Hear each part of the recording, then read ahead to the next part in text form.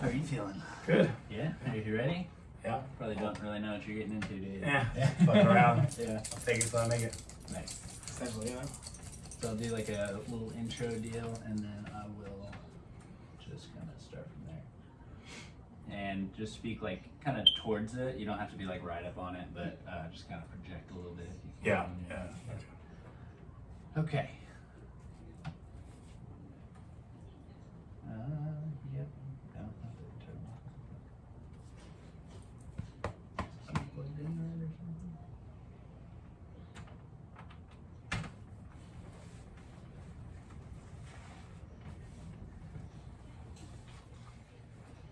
There you go.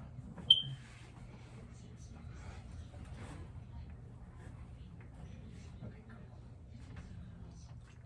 cool. All right, and we're ready. This is Austin here with Mr. James Martone with the next episode of the Book of Austin Life of Detours podcast. So today we're going to be talking to James, who's going to be giving us a little rundown on, growing up around here and some of the little crazy stories that happen with that kind of stuff. And then I guess you'll be telling some stories about you working in the service industry and stuff as well, I would assume. So. Yeah, more or less. We'll see how it goes, Okay, cool. What we get into. Yeah, we're just gonna get a little bit drunk. We decided to go with the Dirty 30, these Keystones, which I thought was kind of funny because like this is kind of what I grew up on. And then whenever you mentioned it last night, I was like, dude, there's no fucking way. That's gonna be crazy. It was like a throwback to high school, Yeah, exactly. Yeah. So we'll go ahead and crack one of those. Oh. Yeah. Bang bang. A little Cheers. Yes, sir. Okay, so before we start, I do want to say a little thank you to Anchor, the fucking app that I use to get this podcast off the ground. They got it on Spotify and Apple and everything for me. And it really didn't take very long. Like within a couple of hours, I was already up on Spotify after doing the first episode. Like it was really, really simple. So if you ever want to start a podcast, I would definitely recommend Anchor. Just hop on there, fucking record something, and then it'll just throw it right up on there for you. So not a lot of information either. Yeah, so that's really cool. If you're looking for a podcast to check out some true crime kind of stuff, my sister Rachel and her friend Shay started one recently called Decomp, and it's actually it's pretty funny because my sister's just fucking goober, and then Shay is just ridiculous as well, and they just tell some actually pretty fucked up stories, you know what I mean? I mean, it is true crime, it's what you would expect. I think the last one they did was on some cults, and I listened to some of it, and it got kind of weird there for a second, dude. Yeah. Seems like it. Yeah, so they did a part one of it, and then they did a little, they called it a palate cleanser, where I hopped on with them, and we just did some trivia and some fucking around. But honestly, we actually got a little too stoned to do anything. So yeah, we were trying to do it, and I kept having to hop in, throw in some random stuff to kind of keep the thing going, because we were just all lit up, dude. So yeah, so if you're looking for something like that, definitely go check that out. I guess on that note, we'll go ahead and start in with Mr. James Martone over here. Go ahead and say hi to everybody here. Hey guys, how we doing? Yeah. So James, you are from DFW? Right? Born and raised pretty much in Arlington, give or take, a little bit of Fort Worth, but in the DFW Metroplex. Nice, okay, yeah. My dad, military growing up, so we traveled real briefly, but he retired in 97 because my oldest brother Matt was going to graduate high school in 98 over here at Lamar High School, and he wanted to give him 2 years. With the same kids, so he would know people and stuff like that, whatever, instead of getting transferred again and stuff like that. So yeah, like I said, real briefly, I think I was in Rhode Island and New York, but that was between 2 and 5 or something like that. So man of a little culture over here, I see, huh? Yeah, I do what I can, I guess. Yeah, right. Not like I had much of an option at that point, Yeah, true. So your dad was Air Force? Navy, okay, yeah, nice. Yeah, he went in, kind of did it smart, man, in the 70s, I think, at least. He got some bullshit degree. He studied anthropology in college, and then if you have a college degree, you immediately become an officer in the military. And that's the only way you can go to and become an officer too, even if you start with a grunt, rookie, whatever, something like that. Yeah, right. So he just kind of did that, and really cool dude, man. He served in the Pentagon under Bill Clinton for a year or two. What? Okay, back in the middle of the 90s. Nice. Good man, honestly. Respect the shit out of him, and still scared of him this day. Oh, well, absolutely. Yeah, I can't imagine, bro. Probably kick my ass on it. Probably still this day. How old is he now? I believe he just turned 70, if I'm not mistaken. Wow, okay. So he had you kind of late, huh? Yeah, so I was kind of an accident. I was a little bit of an uh-oh baby. Okay, So I have 2 older brothers. I got Matt and John. Yeah. Matt he was born in 1980, October 27th.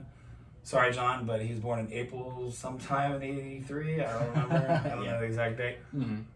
Anyways, basically after that, as far as I was told, the doctors told my mom that she could have very severe medical conditions if she had another child after John and stuff, and they advised that my dad got a vasectomy. So, needless to say, I guess they just had unprotected sex for the next 7 years. I mean, somehow, of course, yeah, you get the vasectomy. why not, right? Yeah, you're Shoot the go, club bro. up, and you don't have to shoot the no guilt, man. That's the way to go, bro. But tell me about it every day. But so either I'm the mailman's baby or my dad's vasectomy wasn't all that legit. Right. Okay.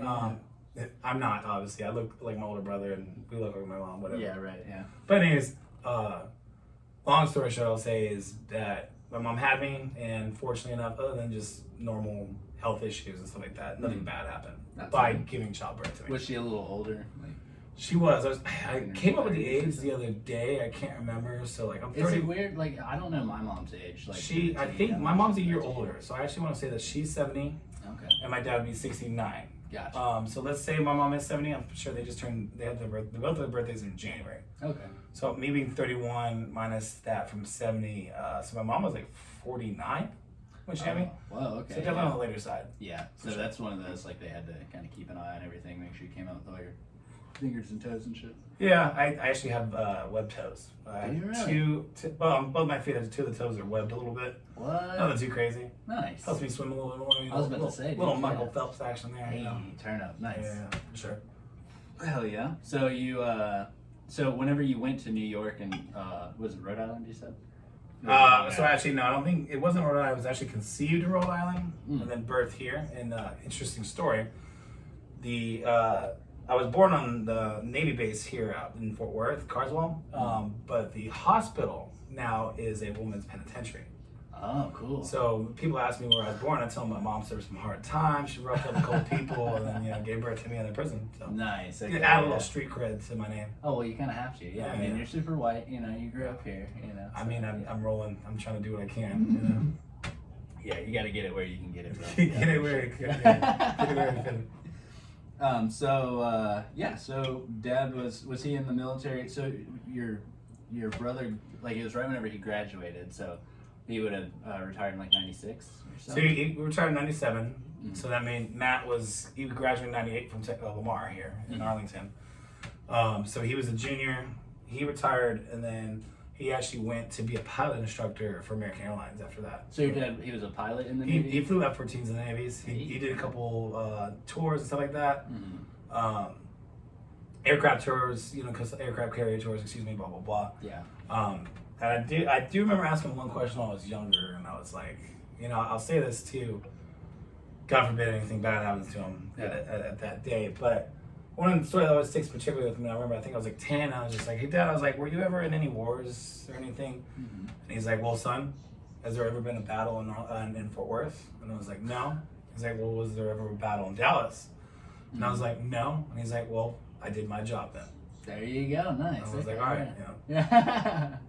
Okay, yeah, that's dope. Yeah. So, that's kind of crazy. I didn't even know that there was a Navy base over here. It's weird, but it's a Navy Joint Air Force Reserve base, something like that. And I always think it's kind of weird because it's like, the hell do we have a Navy base in landlocked North Texas? Yeah, we're not even close, bro. Yeah. I mean, we got a bunch of man-made lakes around here, but we're not doing a whole lot of Navy operations. You got fucking destroyers out there on logs. So then we have to get an aircraft to transport that. Yeah, dude. Yeah. Nice. So you went to school here, right? You were telling me a couple of stories about like just kind of getting a little bit wild in high school, huh? Yeah. We had that house in Arlington up until I was over in elementary, and then I went to school in Fort Worth. Middle school, I went to ALA. And then my high school career, I started off at Arlington Heights High School, which is like Hewlett-ish area off of 30. Pretty close-ish to TCU, whatever. Oh, okay. Yeah. My home school, the new house we had was East Side Fort Worth, and that was just pretty ghetto. Oh, yeah. Area had like, essentially in the earlier like 50s, 60s, 70s, 90s, there was a bunch of white people and they all kind of flied, and then the area kind of ran down, stuff like that. Interesting thing too is when my dad bought the house that we had in Fort Worth, he was looking at the deed, and the deed was from like the 40s or 50s. The house is about 50, I think. Oh, if yeah. I'm mistaken. And in the deed, it said so itself that this house should never be owned by any man of color. What the fuck? Yeah, so just some I mean, obviously it's that's that old, right? yeah, and obviously And I that's mean not a the thing area. now. Yeah. Clearly, and being in the South and stuff, and unfortunately all those just terrible times that led up to injustice with everybody and stuff like that. But it just kind of an interesting piece of history. Not that it's cool, but it's interesting. You know what I mean? Yeah, right. Yeah. The But- fact that that's still in the deed is kind of Yeah. trippy. Yeah, that's It's interesting. a little weird. But yeah, so I started my high school career off at Arlington Heights. Was a good kid, more or less. And then I remember second semester Freshman year? second semester of my freshman year, right before lunch, I had it's like a 7-period schedule. Yeah. And I think 4th period was geometry, and then it was lunch, and then it was a couple other classes after that. I don't remember what it was. Yeah. But I knew these 2 older kids that were sophomores, and they always snuck out and went and got high and shit. And Yeah. freshmen weren't allowed to go off campus. And I don't know what it was, man, but I'm sitting in geometry class, and I think just mid-class, my brain's just like, all right, I'm calculating equations and shit, and all of a sudden my mind's just like, James, you know what? At lunch, you're gonna go get fucking high today, Nice. and you're gonna do that shit. Yeah. I was like, all right, cool. Cool Well, my combo with brain, yourself, yeah, my brain told me that. I was like, I guess I'm gonna do it. Right. Yeah. It kind of I started. need to argue with brain. Yeah, I mean, obviously told him to do. Went out with Anthony and God, I can't think of the other guy's name, but we started skipping school a bunch and stuff, and still was able to graduate freshman year. Good grades, whatever. I was in all honors too, so that helped me out a lot, especially in the beginning. Yeah.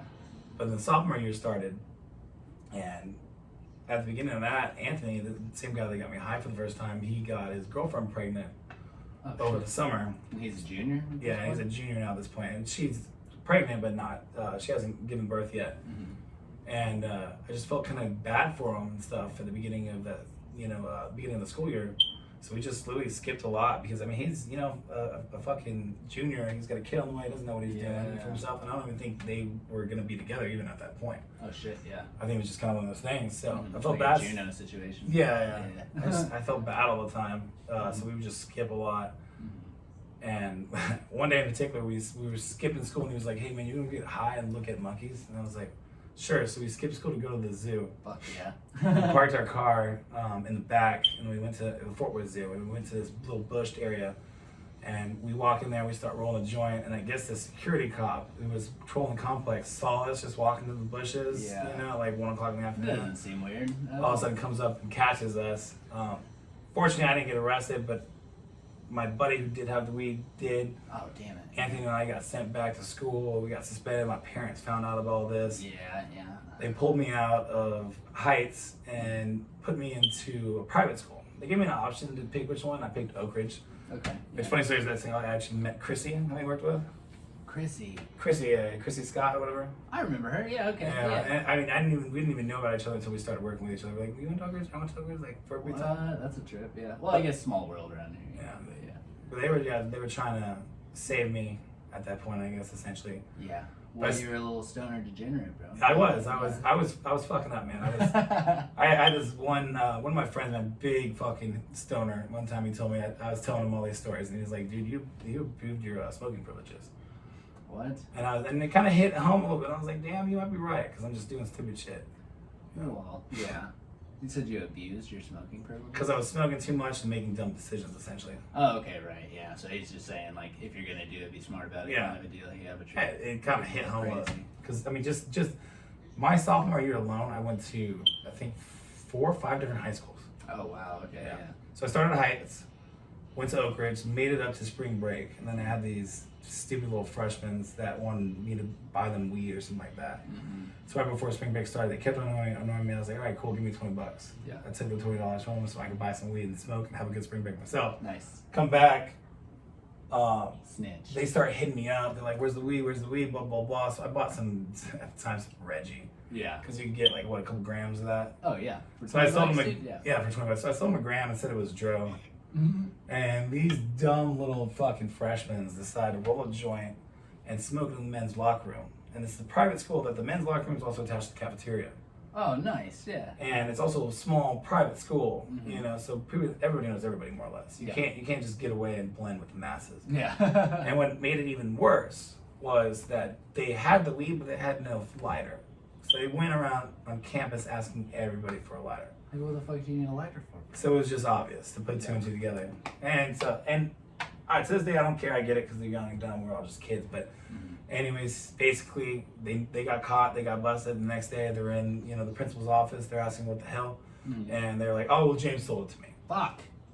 So I got, they did. Exactly. So I was like, it's that kind of classic thing where you have like, man, maybe if I snitch on Austin, my punishment might not be as bad. Right. My dad's gonna kill me, blah blah blah. I gotta do something. Yeah. And the fucking shitty thing of it all too is like, I sat in the principal's office and she asked me these things. They said this thing, and I was like, you know what? I'm gonna be honest. I'm gonna be open and honest and truthful. I was truthful, honest. She kept me there like I was a fucking criminal. I mean, I guess I was kind of drug dealer. So I mean, I fucking guess so, but it's weed and like you're a high school kid. and it was one time. It's not like I'm slinging dope. Like Rick they Ross open up style. your pack and you got like a fucking You got got like an uppers, ounce in there. downers, lefters, riders, what you want. Like, fuck with me. You wear I got church it. coat to school, like fucking what do you need, guys? Like, oh Jesus. A couple of these and some OD pills, you'll be good. That bitch will be fine. But I'll finish up with that. So I got kicked out of there, got sent to Eastern Hills High School. I think a month in, I was skipping school, and then I ran into these kids. I was late to school, actually. I ran into these kids leaving class. Yeah. At like middle of first period. Were they skipping out? Yeah, they were about to go smoke a blunt, so I went with them. Nice. And the small neighborhood that's right next to Eastern Hills High School is still a little bit of the older white community that was still there. So these old white people see this one white kid and like these two Mexicans and this one black guy. Yeah. And it's school time and they're kids. They're like, what the fuck's going on? So needless to say, we got the cops calling us. Definitely. Yeah. They came instantly. They caught we and all of us. We went to fucking Kimbo, which is it's like a underage prison jail center. Oh, okay. Yeah, like a juvenile. Juvenile detention. Yeah. Thank you. What? Sat there for fucking like 5-6 hours, and my parents let me out. And they're like, well, now since I got caught and I was at a public school, I now went to alternative school. Yeah. And it was Northside Tier 1. I can't remember the name of that. But I was able to finish almost the rest of the school year, and then with 1 month left, they sent me back to Eastern Hills, and I finished it up at Eastern Hills. So that, like I said, that year I went to like 4 different schools. Yeah. Well, that's not too. It just sounds like a weird little like snowball effect of you just getting caught too damn much. Like. And then my parents sent me to rehab for fucking weed. What? Did they fucking laugh at you while you were in there? No, I mean kind of. I'm thinking of like that movie. It's half baked. Half baked, yeah. It's like one of the things too about that is I'm sitting down with my parents and the counselor. The first meeting, and the counselors asked me all these questions. They're like, have you done cocaine? Have you do this? Do you have withdrawals? Blah blah blah blah. I'm like, no. I was like, have you even drank alcohol? And I hadn't even drank alcohol at this point. Oh really? I was like, I think I actually had a beer, but anyways, doesn't matter. But I was just like, no, like I mean, I just smoke randomly and I don't crave it, nothing like that. And they're like, okay, cool. You're gonna be outpatient. Which basically, you have inpatients of the people that are really hardcore drug addicts that need more like medical attention, on the clock, attention, make sure they're not relapsing. And you have outpatients who are just someone who's harmless like me. Yeah. Okay. Yeah. And like monitor you, have you come in like every couple days or something. Yeah. So like I mean I think I've met with them 2 times a week for like 2 hours or something like that, and then I had to go to AA or not A but NA. Yeah. A couple times for it. But I'm literally sitting there, and since I was 15, we were in the minors class, and like there's this 14-year-old girl, and I'm over here like it's literally half baked, where Dave Chappelle's like, yeah, I'm in here because I like to smoke some weed, and who was it? What's his name? Not Bob Ross, but oh my God, we should totally. He just, I know. Fuck. He just died too. I saw it on your Facebook when I was looking for a picture earlier, dude. Yeah. Oh no. God, I can't. Bob Saget. Bob Saget. Bob Saget stands up and was like, that's nothing. I suck dick for crack. You ever suck dick for some weed? weed? You ever suck dick for some weed? And he's like, I seen him suck dick. And they booed that man. I was like, that's how I felt, because I was literally like, yeah, I'm James Martone. I'm in here for some weed. And this 14-year-old girl's like, I actually like had sex for methamphetamines like last night. And I'm like, oh shit, that's crazy. Fuck, okay, yeah. So that's what we're dealing with here. Wow, that escalated quickly. Yeah, for real, Jesus. You know? Okay, so how long did you have to be in NA? I don't remember. I think about like 6 weeks, give or take-ish. Yeah. And one of the worst things too, man, is I remember going to one. So I did the old outpatient thing, and that was just to obviously make my parents feel better and all this kind of stuff, blah blah blah. But they wanted me to go to a couple NA meetings, and there was this NA branch in Hearst that was the closest one that we could find. So I went there, and it's this whole place right next to like a Quickie Mart, with no gas stations or something like that. Yeah. And every time you're in there, it's a bunch of fucking people. Like, I'm not against it. If it's for you, it's for you. I'm not knocking it. But I'm just not kind of into that. And I didn't feel like I should be. That's probably any addict. Saying that right now. I was like, I'm not addicted to meth. I just do it on Tuesdays. Yeah, right, though, yeah. But and he's like, everyone's just like, man, we're in a room full of criminals, and I've never felt safer. Ha ha ha! It's a cliche joke. I've definitely heard. And I'm sitting here, and I'm just like, God, this is uncomfortable. These motherfuckers are tweakers, crackheads. These are actual drug addicts. Yeah, these are actual drug addicts. I'm just smoking a little bit of hash, you know. Yeah. And there's this guy in the corner, I remember, older dude, probably 40s, maybe 50s, probably younger than that. It's probably drugs, just aging a little. Yeah. Dude bought from the convenience store next door an 8-pack of hot dogs. Now, granted, I know they're cooked, but you know you want to put them on the grill a little bit or fry them up. Yeah. He just took the pack, started wolfing these boys down. Like he'd never had a fucking home cooked meal in his life. Oh, Jesus. And then when all 8 wieners are gone, he starts slurping the juice from the bag down. Oh, no. In the middle of the meeting? In the middle of the meeting, and we're like 10 minutes into this. I'm literally like looking left, looking right. I'm like, I want to go home. I don't want to do drugs anymore. It got scared. I don't want to do this anymore, bro. Oh, no, dude. Oh, that's fucking wild, bro. I actually went to 2 NA meetings with my buddy Dakota back in college because he was like, well, we had both been kind of like, so he had a problem with meth like through like the end of high school, and then whenever he moved to Cabot, which is like right outside of Conway, and he started coming and hanging out with us all the time, and then he got a job on the in Little Rock as a mailman, and there was a guy on his route that just happened to sell coke, and he was making shit tons of money because I mean he's working like 60 hours a week, making like $20 an hour. You know what I mean? Right. So he just has all this extra money, so he just starts buying some, then he'd bring it home, and we'd do it, and like just get fucked up, and like he started doing it like pretty much all day. Like he'd do it all day in the truck, come home, do some with us, and then whenever we got tired of it, he'd just go in the bathroom or like whatever and do it by himself. And so eventually like we realized like he had a problem with it, and I had kind of started to feel like I had a problem with it, so I went to these NA meetings with him like once or twice, dude, and like a lot of the people were really cool, but there were a couple of like sketchy characters in there, you know, and like they all talked about it. Like they all seemed like they were kind of on the right path, but did you notice that they were just smoking the shit at like every break? It was like they'd go out, smoke a cigarette. Chain smoke. Yeah, just chain smoking, and then they always had coffee. And then that's kind of how I started smoking cigarettes too. I was 15, Really? Yeah. just kind of just did it to do it. Yeah. More or less. Yeah, I actually started. I went out to one of my friend's house. One of my sister's friend's house, and they had a cigarette rolling machine, and we're just Yeah, like, fuck it, yeah. you know what I mean? Like But- they were the worst cigarettes you could possibly fucking smoke, though. But I smoked so many that night, and like I know that was the night that it happened to me. So, yeah, Yeah, my- that's what got me. My buddy's dad had one of those, and he'd always have this bag of tobacco on the table. Mhm. But we'd also roll a bunch of joints and blunts on the table and pick out the seeds and stems. So Yeah. 9 times out of 10, you got one of these rolled cigarettes with a couple seeds in it. Oh fuck. And Yeah. just pop right there. Oh, Right when you're God. inhaling it. It was terrible. Immediate headache, dude. Yeah. Yeah. Damn, dude. Yeah. So by this time, so you're a junior in high school at this All right, point? so that's after like junior. Junior was pretty like. So my parents at that point were just like, "Look, dude, you're going to Lamar High School." Now that was a high school I was supposed to originally go. Mhm. Went to Pope Elementary over here in Arlington. That feeds into Shackelford, and instead of going to Shackelford, we moved to Fort Worth. I went to ALA. My parents, ALA is like Westside Fort Worth is Applied Learning Academy. Mm. So it's kind of for like upper smart kids. You have to apply to it and be accepted into it. Yeah. It's also at the same time like originally, like I stated, Eastern's high school is trash. Yeah. The middle school, whatever it's called, I think Meadowbrook. We always call it Ghettobrook. Ghettobrook, yeah, nice. That was trash. My parents were trying to shelter me essentially from it, or maybe not. I guess shelter me because they didn't want me to fall in with the wrong crowd. And shit like that. But I kind of did it anyways. Yeah. But You anyways, can yeah. find the wrong crowd anywhere, guys. Yeah, no, trust me. Yeah. You can find it at your job. Absolutely. Doesn't matter. Oh, yeah, especially at your job. Yeah. Stay away from the cooks. They have the good shit. They always have the They good always shit. have the good shit. Especially. Blue Mesa next door, bro. Primo. What, Those cooks, bro? man, I met. Oh, terrible. Allegedly. Allegedly, yeah. Allegedly. Allegedly. Yeah, cut that. Cut that. But yeah, so junior year started. My parents put me in Lamar. Didn't take long, so I still was kind of doing the same hood rat shit with my hood rat friends. Right. It doesn't sound that. But I was crazy, more- though, you know. I was able to hide it better. Yeah. Um, So you still aren't drinking at this point.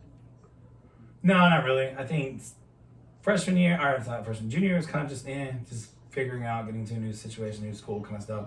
Well, you didn't have like the close friends. Yeah. And stuff, so. I still had some of the kids that I went to elementary school with, but it was just never the same after having those kind of years separated or whatever, stuff like that. Even some of my best friends, but that was also probably just me. Yeah, more or right. less, Yeah. whatever. Well, you've been through some shit, you know. Yeah. You kind of got put through the. And I don't ringer know and what stuff, they're doing or what they've been through or stuff like that, you know, or if we're on the same page, you know, like I remember sitting in my, so nothing really happened in junior year, and I'll just say fast forward to senior year, I remember sitting in my, what was it, statistics class. Yeah.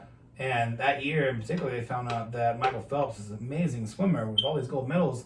Likes to smoke some dope and shit like that. And my stat class is AP too, so it's a bunch of fucking nerds. Yeah, for sure. You know, goody two shoes, chicks, guys, all that shit.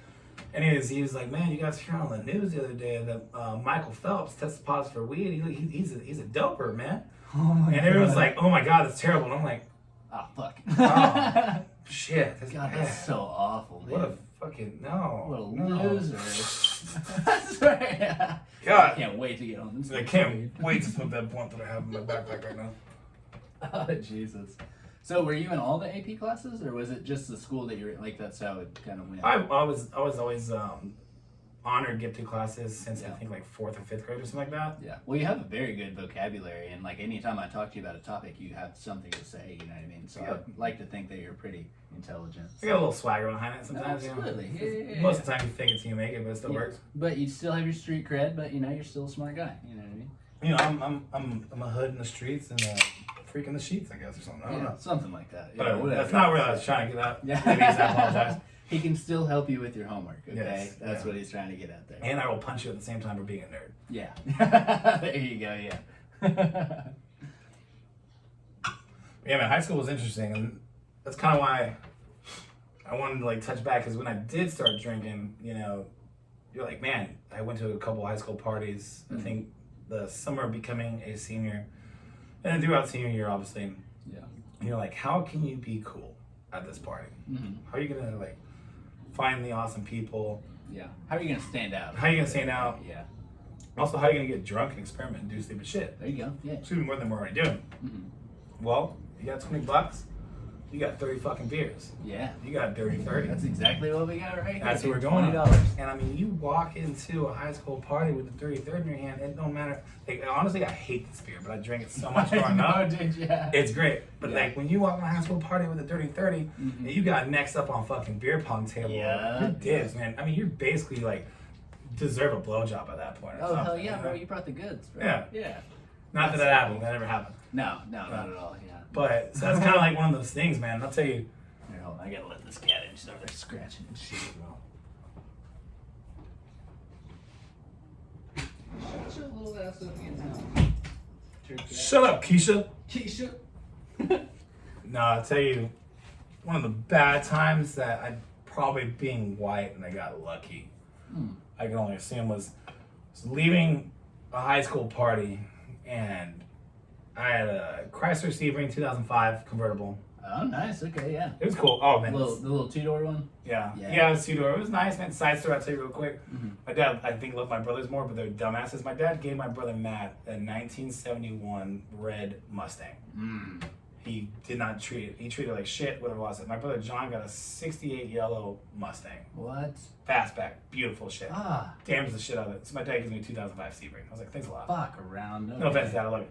But he also did it too, because my brothers don't know how to take care of classic cars or young, dumb kids. But I was like, man, the tail I could have gotten in high school. Bro. Really, though, dude? Really? I mean, I bet that Sebring did okay. Girls still like the Of convertible. course. It worked. Yeah. And also, it was really cool to hotbox the shit out of the Sebring and then drop the top and then just watch the smoke Oh, come out nice, for fucking yeah. hours. And it's a tiny little cab, so I bet you could really hotbox that thing, dude. Oh, yeah, it was great. Yeah. It was a two-door, you still had the back seat, but hey, so I'm leaving a high school party though, and this is terrible. I can't believe this to this day.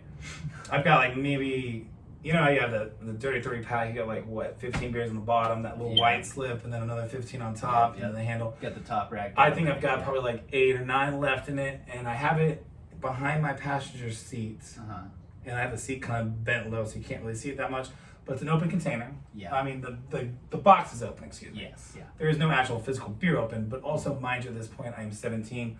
Going down Lamar, making a sharp left turn going north to Collins, and that was a 35, and I booked that probably about a 45, 50. Oh, okay, yeah. And I'm a too little crazy, sloppy don't drunk. Not gonna lie. okay, It's yeah. about 11:30 at night. Well, are you on the bottom rack or the top rack? You said 8 left, but are you on the I have like bottom 8 rack? left. It's on the bottom rack. There's still a white Gotcha. slip there, but so it's behind So my. about 22. Yeah, well, yeah. I'm behind. I'm 20, not just me. I mean, I share a little bit, but I'm enough where I'm sloshed. Yeah. For sure. And it gets better because so I get pulled over, and I'm like, how's it going? He's like, do you know how fast you're going? I was like, no, sir, sorry. I'm just trying to make it home. Yeah. And he's like, okay. And he shines his light, looks in the back seat. There's a small little window for the passenger, for the back seat, whatever. If you've ever seen one. That little like corner piece. Yeah, just a little corner piece. Nothing too crazy, nothing too big, obviously, because the chairs fold out so you can get in and out. Because it's a 2-door. I swear he sees the Pac-Man or something, or just overlooks it because it's there, but it's kind of tucked away. Anyways, though, he was just Could be anything. Right. And then, like I said, he was like, what seems to be a hurry, blah, blah, blah. And I was just like, I'm just trying to get home. Yeah, I'm late. Just kind of a little, whatever, curfew. Yeah. And he's like, okay. He's like, license, registration. And I give him my registration. I always had it in the glove box. At the time, I had like one of those cowboy wallets, the bifolds. Oh, yeah. The long rectangle ones. Mm-hmm. And it has that slit where you see it. You have to pluck it out.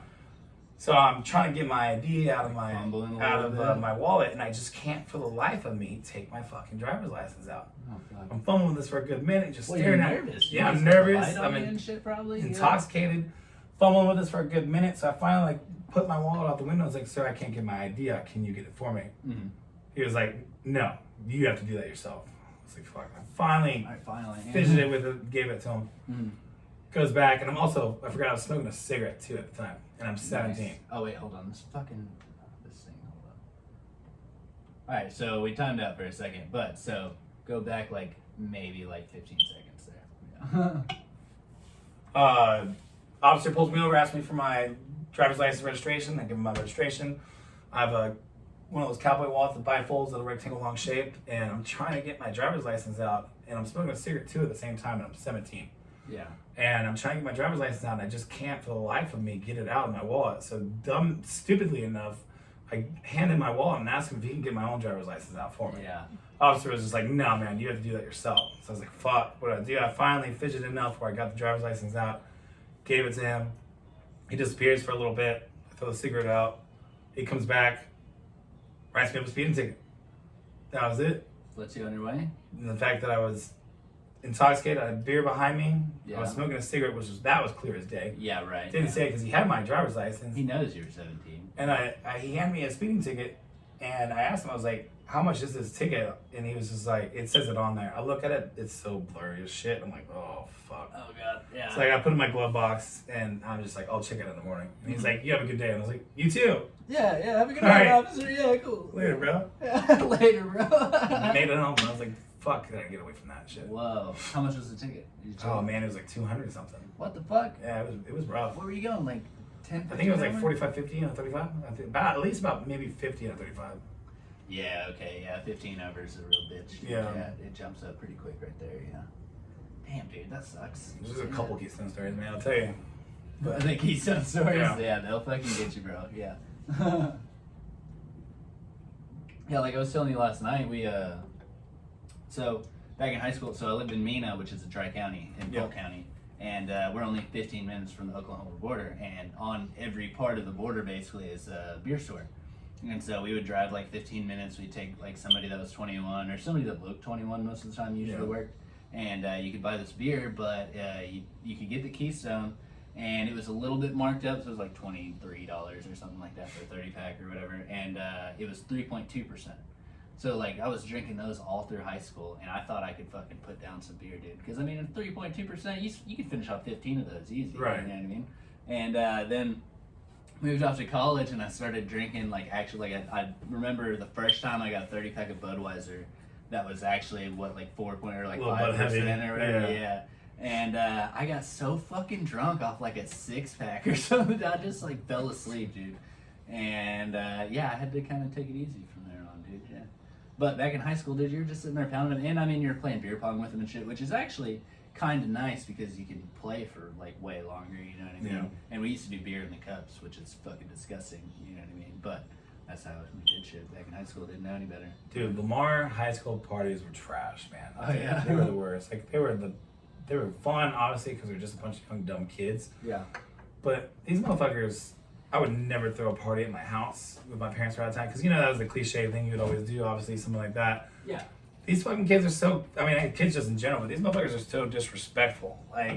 It comes out where, now it's 12 o'clock and there's no more beer because we can't buy it legally. Not that we're buying it legally in the first place. Right, yeah. But then we just start doing a drive and dash, or a grab and go, where you just go on a QT real quick because they have a couple cases sitting out there. Uh-huh. run with two and run right out the door, and you have a driver waiting for you to go. I've done that a couple times. What is that, beer run? I can't remember what it's called. I think that is actually the epitome of a beer run. I think I've been on beer runs before, but not one of those. I've done them twice, and like the second time I did it, we went to the 7-Eleven. Allegedly. By the way, guys. Yes, allegedly. Right, yeah. There's a statute of limitations. Yeah. That never happened, and my name is Ostin, in case you want my information. Yes. And I live at this address. Yeah. Ostin Cunningham. But no, I remember doing a second one. So I got this guy park at the 7-Eleven. He backed up so we could get a clean getaway. Right in the door. Yeah. So when I walk in the 7-Eleven real quick, the clerk's a little busy, and there's a bunch of like 18 packs. I think like Miller, Coors, but like one of those. Yeah. But the basic domestics. Mm-hmm. I'm looking left and right and about losing my shit real quick, and I was like, all right, man, time to nut up or shut up. Yeah. I just grabbed two. I go back to the door. Clerk starts yelling at me. I just run, chop it. They open the door for me. I hop in the back, and I put like one leg in there with the first 18 pack in my left hand, make it in there, and then I got the second one. And I'm trying to grab the door and close it at the same time. I dropped the second 18 pack. Ah, fuck. Right there in the parking lot, and we're already listening. We're going. We're not even trying to chance it. There's no not point anything at like that that. point, yeah. So I mean, it's a successful mission, yeah, but I still lost it. Yeah. But I got off topic. So like the high school parties, though, these motherfuckers trash. I mean, I know that's high school. Yeah. But every Lamar party I went to, these kids trash the fuck out of it. Once the beer is gone, like I said, when I got into the beer run situation, if that didn't happen, then they would find the parents' liquor cabinet. Oh, absolutely. And break into it. Like a lot of times, most of them were locked. Because the parents were just obviously trying to be good parents, essentially. Mm-hmm. They break the lock, drink every fucking thing in there, from fucking Jack Daniels to fucking peach schnapps. And the host is probably so drunk they don't even care. Yeah, it's most of them were dumb freshman chicks. Yeah. You know, they're just trying to impress the older guys. Mm-hmm. You know. So, Oh god. getting bottles of vodka, and then they refill them up with water later, just waiting a month or two until their parents find out that the Tito's is fucking water, and then they get in trouble. Mm-hmm. And then there's always like a random guy that didn't go to high school with us that somehow got invited. That was fucking there, yeah. Yeah, that was fucking there, and he would always. I saw him every time, and I've called this out a couple times, but this random guy would be going through like this chick's drawers, looking for. I don't think like being creepy and like underwear or anything like that. But he was looking for like cameras and valuable shit that he could probably pawn later. Right, yeah. Probably drugs and shit like that. Mm-hmm. But also still looking like dude, like be somewhat fucking respectful. I know we're a bunch of degens, but shit, you know? Yeah, but I mean, still, dude, you gotta. Well, I mean, I guess he didn't even get invited, so you can't really say that. I mean, someone invited him, but it wasn't an initial like. Yeah, right, yeah. Shouldn't have been there. Yeah. There's always those things, man. I'm sure that's probably every high school party. Oh, absolutely, dude. I had my TV taken out of my fucking room at a high school party. Fuck. Yeah, dude. They fucking like took the screen off my window and like passed it out the window, and like we later found out who it was and fucking rolled up on the dude's house and like he was like, oh no, I don't know where it is and all this shit. It was Buddy fucking Blue May. Fuck that guy. I'm gonna go ahead and name drop that piece of shit. Fuck that guy. Yeah, fuck that guy. And so we roll up to his house. He's like, oh, I don't know anything about it and all this shit. And I was like, well, check. Like, you literally have like 1 hour. I'll be back. And if you don't have the fucking TV, then me and Dakota are just gonna beat your fucking ass. That's just what's gonna happen. And so we go to leave, and like 15 minutes later, we get a call, and we're like, hey man, like I called around and I found the TV. It's crazy. Oh, man. Like, weird. And I was like, oh, that's fucking wild, bro. It's weird that you were able to find it in the first place, you know? And so we just rolled over there. He fucking didn't even look at us. Just fucking left the TV on the porch. And we just like went back with it. But like I used to host parties at my house all the time, dude. Like I almost never got anything stolen. We always did it out in like the field or something. You know? So most people wouldn't even be in the house. Right. And so like that one time somebody just fucking snuck in the house and took something out of there, and it got taken care of. But like this is what's gonna happen eventually, you know, if you're out there you're inviting degenerate kids. I mean, if you're out going to a party to drink, you know, sometimes you don't have the best morals, you know, so that's just what happens. Yeah. And I'm gonna flashback too, and I'll tell you something crazy about one high school party I went to. It was the summer that I graduated, and I'm just, you know, moving on out of senior year. Mm-hmm. And it was this one chick, I remember, her name was Jenna. She was, I think, no, it wasn't her, maybe there was a friend. Anyways, there was a friend's grandma's house, and this lady was like 60, something like that, and she was kind of nasty looking, but she was overseeing it. She allowing us to be young, dumb kids. Mm-hmm. And this one kid, Mikey, he was a junior, so he was about to be a senior. He kind of went off the deep end. If I'm not mistaken, I think his dad died that year of school. And so he started doing drugs and just, excuse me, not making good decisions. Yeah, kind of went off the rails a little bit. Yeah, but I remember during that party in particular, the grandma's over there chain smoking shit, whatever, blah, blah, blah. We're all drinking, night progresses. All of a sudden, Mikey and the grandma disappear. Oh shit. And I didn't pay too much attention. I wasn't really thinking about it. And I think like 10, 15 minutes go by. Mikey comes out in his boxers with a fucking raging hard on and goes, "Hey, James, are you down to fuck this grandma? Because the only way I can fuck her around too is if I have a threesome with her. And I need another guy." Oh, and I was wow. "The fuck? Are you kidding me right Was now?" this like a good-looking grandma? No, not even. No. Oh, you said she was like. She was skinny and stuff like that, but she just was aged and decrepit looking. You know what I mean? It wasn't even worth it that you wanted Mikey, to. come on, bro. No. And I remember they ended up getting like this one guy named Adam, and I'll spare last names. Oh, he for wrote safe. somebody in. He did rope somebody in there. And I kind of witnessed for a little bit because I was intrigued, essentially, but not intrigued to do it, but just like what's going on here. Yeah, you know? You kind of want to watch, but you also don't want to look. I see her in bra and panties on the bed, and Mikey's laying next to her. Still, you can see he has a fucking massive boner. And Adam's just kind of sitting over the bed, just being like, "Okay, so what's going on here? So what am I getting myself into? How's it gonna go down? Okay, cool. I'm a virgin. I like that. Butt stuff. All right, cool." And I was like, "Bro, I'm out, man. I can't do this shit, dude. Oh my god. It's some dumb shit, man, that we always have." That is wild, bro. And I what's know. crazy is like Stifler's mom kind of thing. You know? I was just thinking that. Yeah. Stifler's grandma. Stifler's grandma. Let's go, King. Yeah, definitely go get it, bro. It's kind of weird because like if you really like think about it, like that's kind of like a pedo situation, but it's like a weird, you know. It's kind of like you've seen That's My Boy. Yeah, Where he has that's my sex with boy. the Yeah. teacher. Yeah, and they're like, oh yeah, like he's a hero, and then everybody gets in No, it's cool as trouble. fuck because you're banging this hot teacher, but the Yeah. teacher goes to jail. It's like, I'll wait for you Yeah. Oh, definitely. when you get out. Yeah. Thank you, Miss Lawson. Yeah. Or What was her whoever. name? Miss McGarrigle. That was her name. I Man. just watched that movie like a week ago. Miss McGarrigle. There was funny story. I'll tell you this too. Like, I think I was about 22. Snapchat started coming out. It was all a thing. My buddy David, who went to Lamar too. I don't really know him at Lamar. I met him after I graduated. Mm-hmm. I think he was like a sophomore or something when I was a senior. And it was one day he was like, "Bro, add this Snapchat," and I was like, "Why?" And he was like, "Add Hot Nicole 24." And I was like, "Okay, well, what about it?" He's like, "Dude, she posts like nudes and stuff like that." So I was like, "Cool, whatever, I'll check it out." I had her. Nice. She had me back, and it was always kind of weird. Like, she was not that attractive at all. And I just no. looked at it for a little bit, and like I noticed that she was like teaching classes in North Carolina. I was like, "Man, this is one of those teachers that looks like they like to get Yeah, freaky and yeah. shit." Blah blah blah. I was like, weird. And then like I just see more posts of like her like taking Snapchat of her students studying and just talking shit about them. Oh no. And then at home she's like butt naked or something and Yeah. then whatever and playing video games.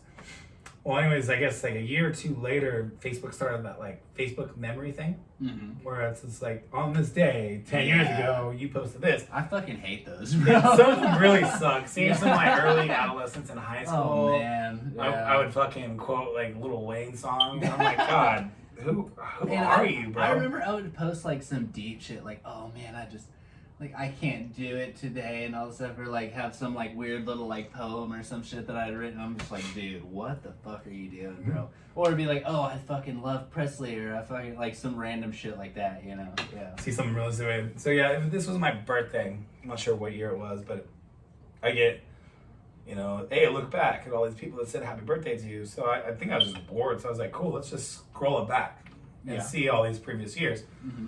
I make it all the way back to 2008. I graduated in 2009. Yeah. I make it back to like 2008. And there's this one girl on my Facebook that was named Nicole something. And she said, "Happy birthday, James. Can't wait to see you later in class."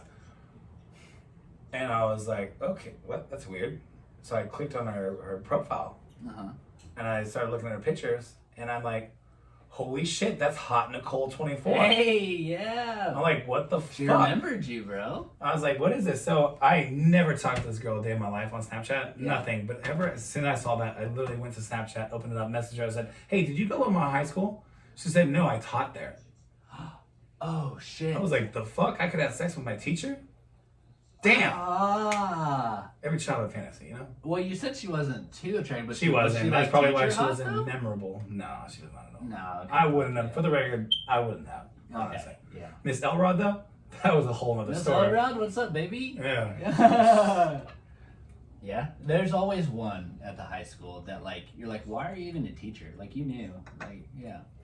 Yeah. You're too hot to be doing this, dude. Ah.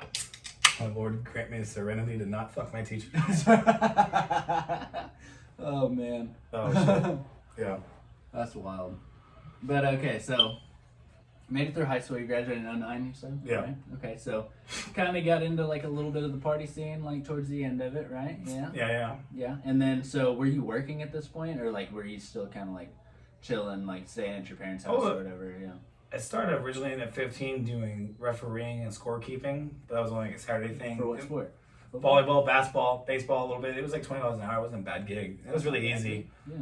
And when I was 17 or 18, I think maybe my senior year, I got my first job essentially, and it was, waiting tables at Trail Dust Steakhouse.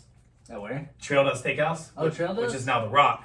It was The where Rock, where you came from and stuff like that. Wild. Because The Rock had that big Trail Dust sign. Dude. Yeah, in it. So they I've paid heard homage such to it. good things about Trail Dust. Trail Dust was great. Yeah. It was awesome, and I hated it. What? Yeah, just management. Seems like a weird like biker bar, wasn't it? No, it was just a fucking redneck yippee-ki-haw steakhouse. Yeah. With this massive fucking 2-story slide on the inside for the kids. They had a stage to do country music, and they had this gimmick where like we're chilling. We're blue collar, but we don't wear ties around here. So every time you come in with the tie, they ask you to take your tie off or we're gonna cut it off. Yeah. That was their gimmick.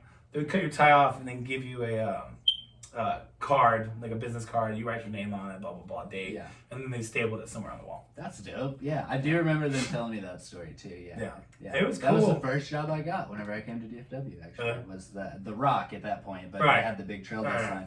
And The Rock was fucking sick, dude. Like, I loved the whole vibe of it. Like, they played rock music. They had, like, AC/DC shit up on the walls, like Led Zeppelin stuff everywhere, dude. I've had the pizza once. It wasn't bad. The food was, not terrible. It was actually most of it was really good pizza. But, dude, it was just horribly managed, unfortunately. Like, they sent Jeff, you remember Jeff? Yeah. They sent him down here to try to save that restaurant because it's been run into the fucking ground. It was so far gone. Like, he had it for, like, a year, and he was like, there's nothing we can do here, dude. Yeah. Right. Yeah. So, that was my first job. I worked that and then got fired right before summer started. And then, interesting enough, too, we had when you walk in, it was like this full long shotgun style bar, host area. And then you turn a corner and then you'd see this open wood fire pit grill that they would cook their steaks, ribs, all that kind of stuff on mesquite wood. And just this massive, like I said, dining hall with service stations, tables that slide, the stage. There was another grill in the back, and then there was even an upstairs. So when they made it The Rock, they changed all that. They demolished it. Yeah, okay. And then built The Rock. Gotcha, okay. So they wiped clean, started over. Yeah. Huge. It looked like a barn on the outside, and it kind of is, but it was a massive barn on the inside.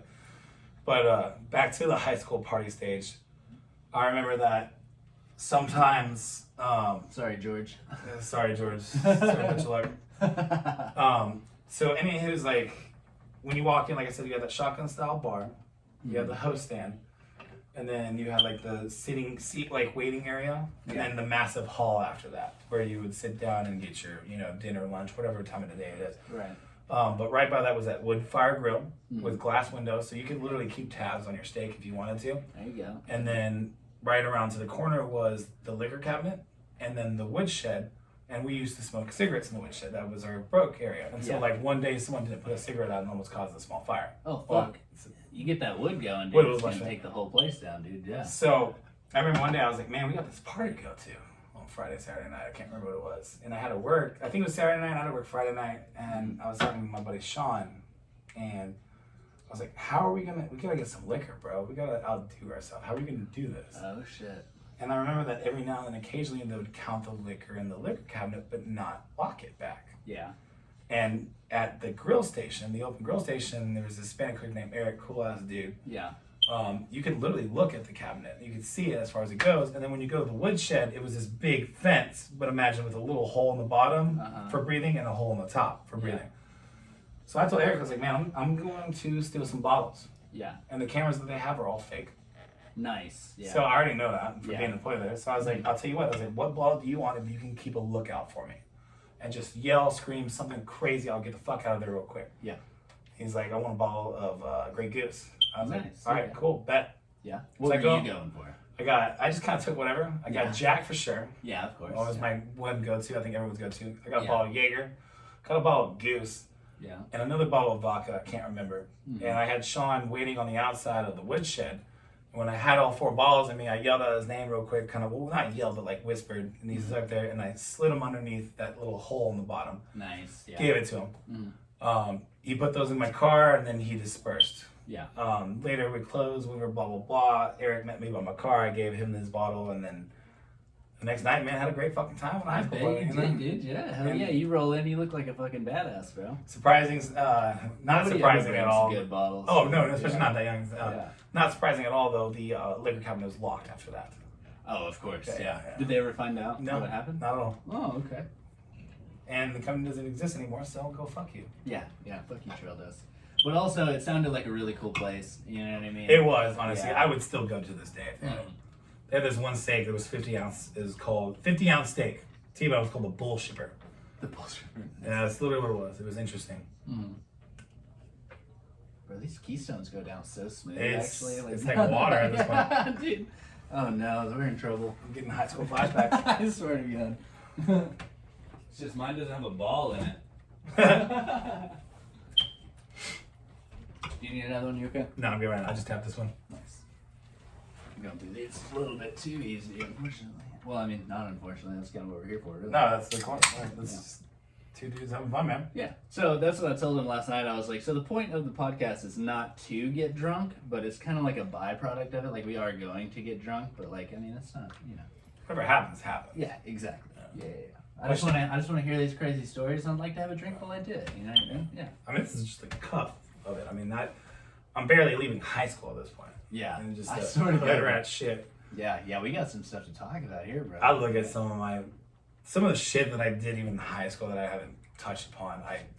My brother reminds me about it. I just shake my head and like, what the fuck, bro? Same, dude. My sisters tell me some stories that I had like forgot about sometimes, dude. And I'm like, fucking, did I really do that? Was I really like that shitty sometimes, dude? Yeah, there's one I'm not gonna admit to right now, but it's shitty, Mm. and I'm just like, fuck, you are a fucking asshole for that. Yeah. Was it like you're an asshole towards your brother, Fuck it, we're here. or? Okay, yeah. God forbid, and I love you, by the way, before I say this, but my senior year, I was just kind of over it, and I had like 3 off periods, and we had block schedules, which you had A/B days. So A/B day you go 1 to 4 period. B days you go 5 through 8. Nice. And my stat class, the one I told you about the Michael Phelps story and stuff like that, whatever. Yeah. Math was always my strong subject too, so it was never a problem. But that was one of my later classes, and I just got to the point that year where I just didn't give a shit anymore. I just skipped a bunch. This was senior year? Yeah, and just smoking weed, doing just hood rat shit, and I didn't show up to stat class I think for like 2 or 3 weeks straight, and I came back finally once, and I needed to, and I know. So here's the thing: is I was a terrible person and a bad kid for some reason, but I was also self-conscious enough that I still wanted to make sure I passed these classes. That school was still important, essentially, and I gave a self-conscious effort. Yeah. But I knew after missing like 2 weeks straight, like how the fuck am I gonna pass this? So I came up with this terrible fucking lie. And I told my stat teacher that my dad passed away. And then I was going through it a lot. Yeah. I don't remember this, by the way. Allegedly. Sorry. Yeah. Tell him this terrible fucking lie and say that, and he feels bad. Obviously, I'm young. He gets it, whatever. Gives me a hall pass. I get caught up with the schoolwork, blah, blah, blah, this and that. And then I just kind of fell off the deep end a week or so later, just started skipping again. Yeah. Well, that teacher calls my house, expecting me to talk to my mom and tell her, like, hey, just checking in, want to make sure he's okay. He hasn't been back, blah, blah, blah. Yeah. My condolences to his late father. Well, my dad answers the phone. Ah, fuck. And he's like, hey, who's this? And he's, my dad's name. He goes, oh, your son told me you passed away. I was like, no, still alive. How did you As far as I know it. Oh, no. Nothing happened to me out of school, and I don't remember any of this either. But when my brother John told me that story, I'm like, you fucking piece of shit, bro. Not me, John, but me. Like, yeah. Well, I mean, yeah, I get it. I was still, like I said, I was still trying to be self-conscious enough to still pass, but also be a terrible person at the same time. Yeah. It's like having a conscience.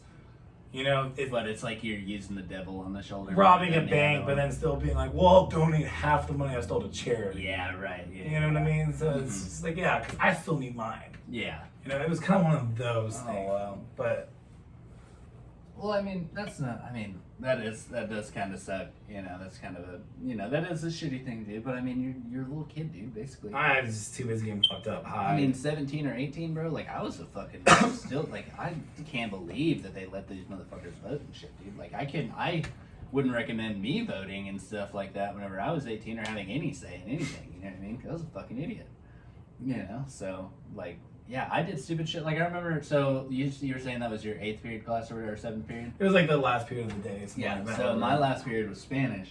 And my teacher was a fucking, she had done a little bit too much acid back in the day. And so, like, she was just a little frazzled. Love that for her. Yeah. And I basically told her that I had lost my hair. I don't remember if I told her I had cancer. I don't think I told her that. I just told her that I was bald and that I wore a wig every day. And she fucking bought it, dude. Yes. It was fucking ridiculous, dude. And I came one day with a haircut, and she was like, "Oh, did you get a new wig?" And I was like, "Yeah, I had forgot that I had told her whenever she asked me, dude." So I was like, "Oh yeah, I had to get it. You know, I just got it trimmed. You know, and got it put back on. You know, so yeah, so." Yeah, and she was the sweetest lady, but, like, we gave her hell all the time, dude. Like, I mean, not even gave her hell, but it was like we'd tell her, like, oh, we have to get out early to go to practice or, like, whatever the fuck it was. And, like, most of the time I didn't even fucking go to her class, but, like, I'd just show up on test days and just fucking rock out the tests because, like, we'd be passing around the fucking study guide and shit, you know, because she's sitting over at her desk in a fucking daze, and we're passing around the study guide with all the answers, you know. Right. So, yeah, so... You can kind of work around some teachers, you know what I mean? Yeah. Like, if there are any high schoolers watching this, I do put, whenever they ask me on, like, Facebook and shit, like, if this is for children, I'm like, fuck no. Like, no, this is not for children at all. So, if you listen to this, you're not supposed to be listening to this, but keep listening and drop a like or a follow. Or Right. whatever, you know what I mean? Like and subscribe to my YouTube channel. Yeah, exactly. And make sure you hit that like button at the end of this link, okay? Drop a comment, you know.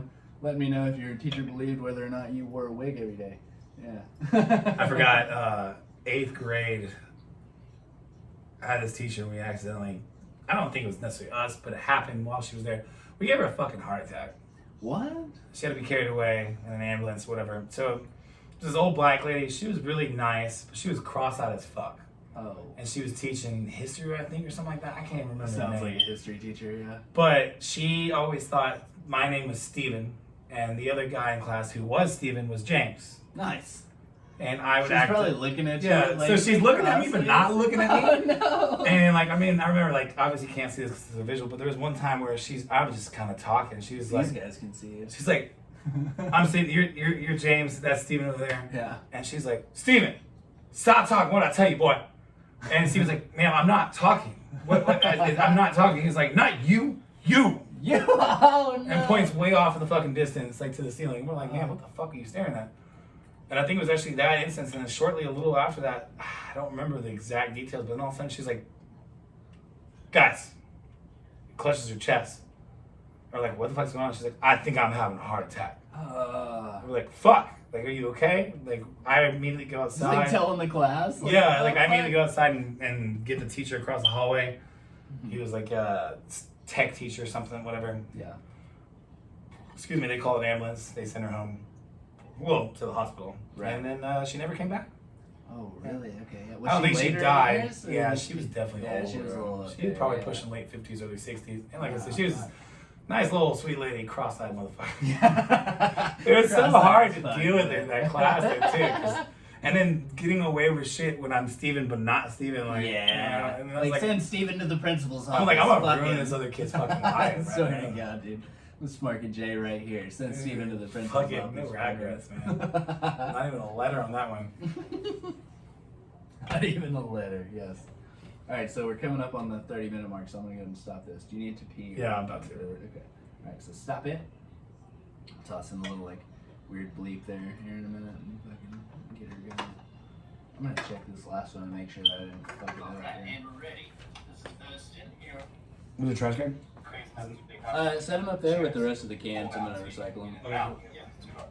That's where he sees the Pac-Man or something there. Just Okay, nice. Yeah, we made it all the way through the story and you reiterated what you were talking Did about. I? From the. Okay, cool. Yeah. I think I'm right So now. we actually timed out because I wasn't paying attention. So Oh, really? we can only record 30 minutes at a time, and that was 29:59. So that's what got us. Ah, okay, cool. Vader taught. Bader Todd. She's a dog I like white. Alright, if you're still with us over here on YouTube, we're taking a break. James had to pee. I'm probably gonna need to pee here in a minute. Kind of thinking about throwing this pizza in the oven, but I'm also not like super hungry. And yeah, so yeah, we're just kind of hanging out, dude. Yeah. Having a good time over here. I should probably just go ahead and go pee just to fucking get this thing going. Make sure that we're good.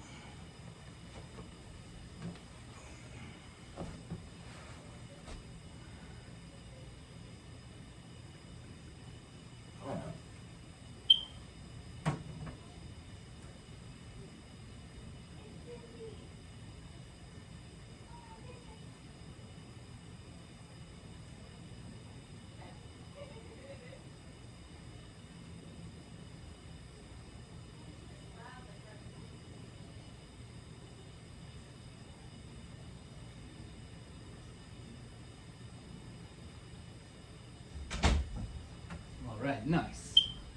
Moist. So I made sure to tell YouTube over here that we were both taking a quick pee here.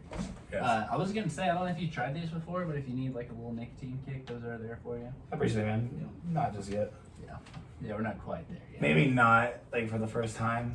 Yeah, on Right the here. podcast. Start fucking drooling all over yourself. I remember doing fucking dip for the first time. I like threw up every time I did it. Dude, actually the last podcast, or the second to last podcast I did with my brother-in-law, I hadn't done a dip in fucking forever, so I did one with him on the podcast, and it was like literally just me like fucking spitting every like 10 seconds or so, and like every couple minutes I'd fucking like dig that bitch out and like fucking get it out of there, and then I'd fucking get drunk and get another one, and I was like, what the fuck are you doing, dude? I did one. I'm trying to chill upstairs, play video games, and then I started like swallow a little bit of it because it was like long cut or something, or it was fine cut. Oh fuck. Grizzly or whatever, something like that. And it was Copenhagen. Grizzly was fine. Copenhagen was just too thin, and I swallowed a little bit of it. I started gagging, throwing up, having this massive, just terrible time. And my mom comes upstairs, she's like, "Are you okay? You're sick?" I'm like, Not doing anything. It's not what it looks. All right, I had to start recording partway through that because that was too good. No, man, never. That was his little dip story right there. Yeah, that shit will fuck you up, dude. It got me 2 podcasts ago, and it was a little bit much, dude. Yeah, thanks, Traven. Yeah. Shout out to your boy. Mm-hmm. Absolutely. Actually, oddly enough, his fucking episode has been just going off, dude. Yeah. Like his episode has almost as many views as like. So the one that I have that has the most is like 65, and he's at like 57, and it was like the first podcast that I did. So he's fucking climbing up there, dude. Yeah. Yeah, he's doing a good job. Good job, Traven. Yeah. Thank Yeah, that's what we keep I don't know who you are, but I like your style. He's an interesting dude. Yeah, he's the brewer that I was talking about. Oh, yeah, okay. My brother-in-law. I'm just gonna tap this to make sure it doesn't fuck up. Did it on Traven's podcast. Oddly enough, it fucking like timed out on us. We're just like we're so drunk. We're like, oh fuck it. Who cares? Yeah, it's for YouTube. Fuck them. It's the Budweiser Select for me, though, man. Oh, you like that? Yeah. Yeah, dude. That's cool. I'd like to plug it in, but Does it not work, or you don't have well, plug? no, Or? it has like a short in it or something that makes it to where it fucking like it'll only blink, and I want it to stay like stagnant, you know. But it just fucking won't do it. Come here, bitch. And there's a button on the bottom of it. My buddy Kevin actually gave this to me. Yeah. And it works just fine. Like it'll fucking work. It only blinks. I would try to help you fix it, but I'm not a doctor, so. Yeah, right. We're beer doctors. Beer doctors. Let me see here. Fucking There you look go. at that, Hey, bro. you're welcome. Okay, well we're not gonna touch that for the rest of the Yeah. night. Very cool. I should probably plug this fucking laptop in somewhere though. I think there's a plug behind you. You mind plugging this in for me down here? I don't see anything, but there's that one right there. Oh, yeah, there's one here. Yeah.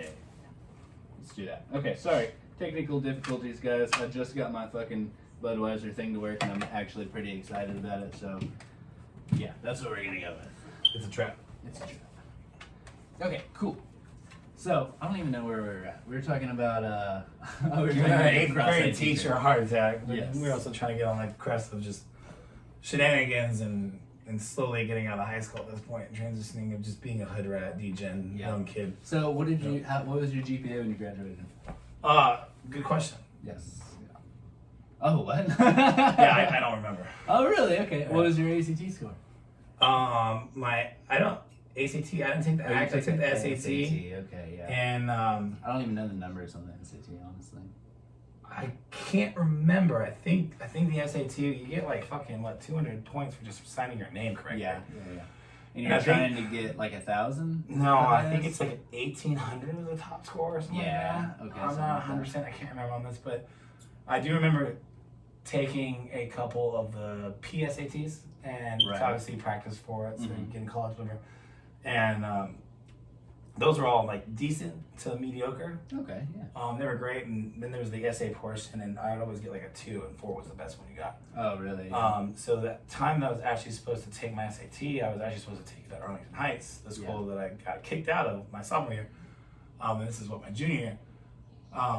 I'm supposed to take it one Saturday morning, and Friday night over here off of Trinity Boulevard, there used to be this place called the Treehouse, where this redneck, I can't remember his name, with this old beat up white Ford would always drive around with a fucking one of those gallon buckets with a fucking gravity bong in it. Oh, nice. And Okay, he made on the I stakes. actually have one of those under the sink. Nice. Yeah. Allegedly. So, allegedly, yes. Yeah. Um, We are still in Texas. Yeah. For CBD purposes, guys. And Absolutely, yeah. We only smoke Delta 8 out of that. And incest. Incest? What? Incense? Incense? Yeah. No, we're not Alabama anymore. But yeah, this redneck dude, older guy, just get drunk. He out in the sticks, which is now geographically the Viridian, that neighborhood over there. Really? I was just there today. That's wild. Right across from the landfill. So that was just a bunch of trees and shit and a little bit of. Is that what that is on the other side? Is that a landfill?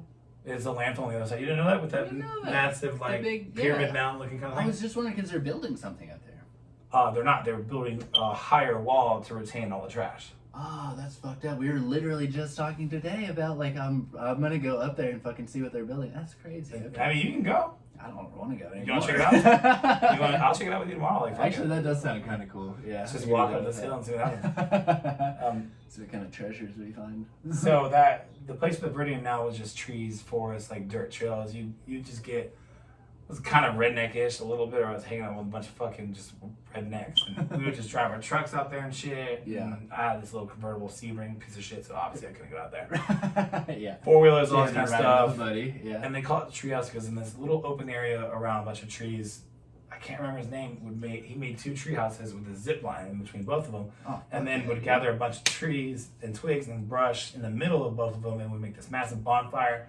put our trucks up there, chill, camp out, tailgate, just Dude, get bonfires fucked are up. where it's Yeah. at, dude. And that was a Friday, Saturday thing. We'd always get fucked up. Mm-hmm.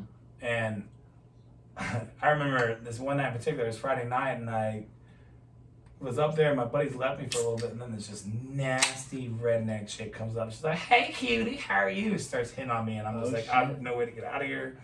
I'm uncomfortable as shit. I'm already hammered.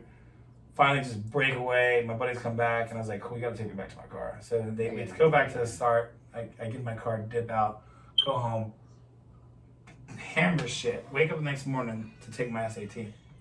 Oh, okay. Make it all the way to Arlington Heights, and as I'm pulling in the parking lot, there's this truck in front of me, and I accidentally get too close to it and give it a nice little love tap. Yeah. And this Hispanic girl around my age gets out, and I was like, shit, I'm still fucking hungover as shit. Yeah. And I was just like, I'm so sorry, blah, blah, blah. This was at the school? This is at the school, and Oh, we're like fuck. 5 minutes deep and about to take the SAT. And we look at the damage, nothing happened, there's a little love tap. Yeah. She's like, it's cool. And then her and I go now into the library to take the SAT together.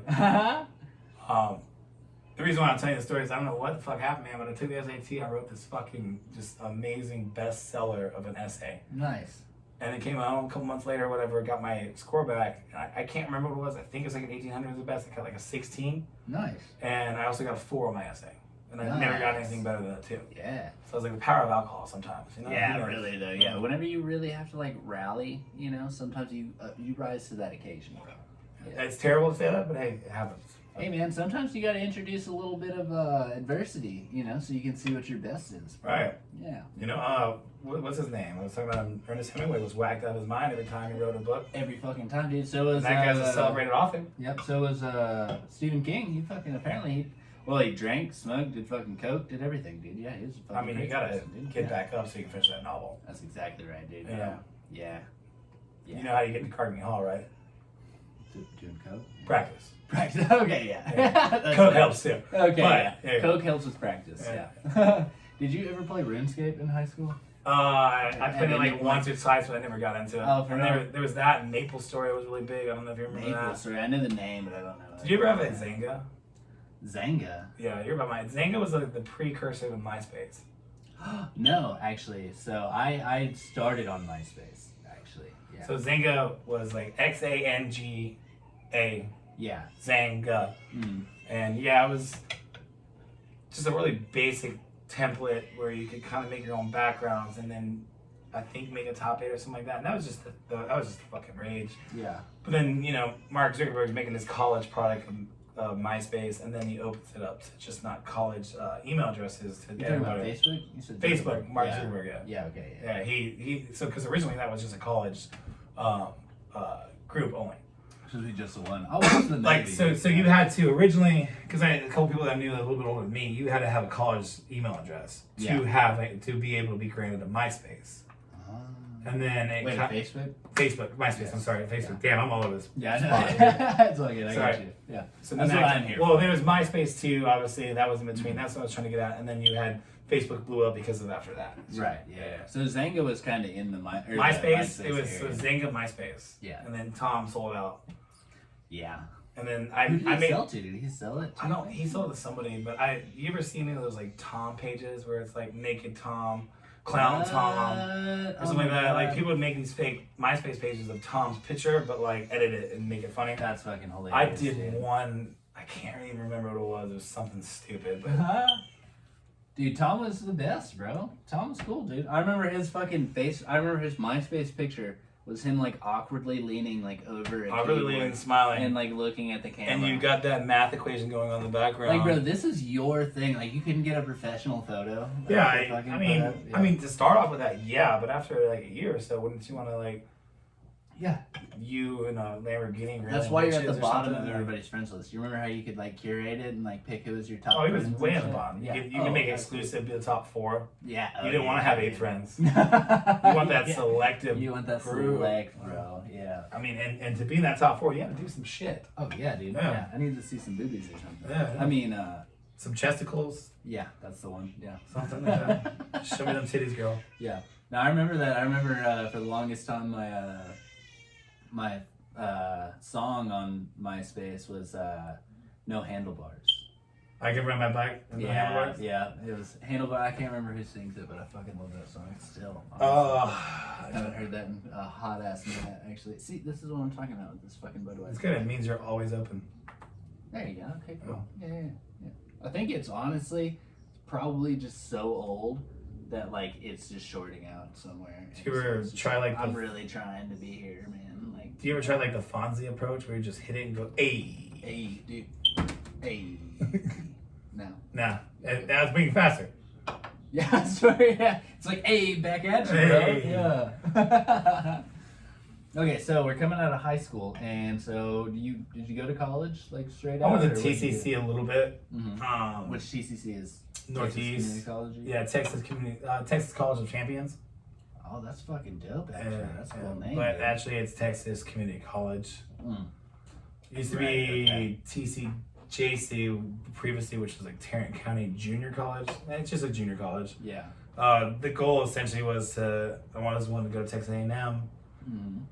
Kind of after my brother Matt, because he did that, and I'm still an Aggie to this day. Still love him. There you go. Okay. Yeah. But the point was to go to TCC, get a year under my belt, prove that this was it. Because like I said, I was doing some just fuck up. Like I was still self-conscious about my grades, but I was still just being a You degenerate. made good enough grades. Yeah. Graduate. Well, and fortunately for me, I was so smart, and in honor classes, to where towards the end of my high school career, like I didn't have anything to do. Yeah. And that kind of allowed me to be more open and lazy and That's kind of what happened. get to me, into the too. shenanigans. The last half of my day, my senior year, was a college class. It was fucking radio and TV. Like, yeah. you know. And I should have been doing something like that, but I didn't. So I just, like I said, I think my B day, I went to class 5th and 6th period. Mm-hmm. And then I'd have A lunch. So you have 3 lunches. You have like A, B, C lunch, so they could separate. You got A lunch. That's how mine was, yeah. You go to, so the second period's over, you go to lunch, and then bam, you start 3rd period. If you have B lunch, you start 3rd period. In the middle of 3rd period, you go to lunch, and then go back to 3rd period. That's If you had weird. C lunch, then you would go to first, second, 3rd period, and then after 3rd, you'd go to lunch, and then you'd finish it up with 4 How long periods. did you have for lunch? Like 30 minutes, maybe? 40, 50, something like that. It wasn't terrible. Yeah. But there's a block schedule too, so these are like 2-hour classes.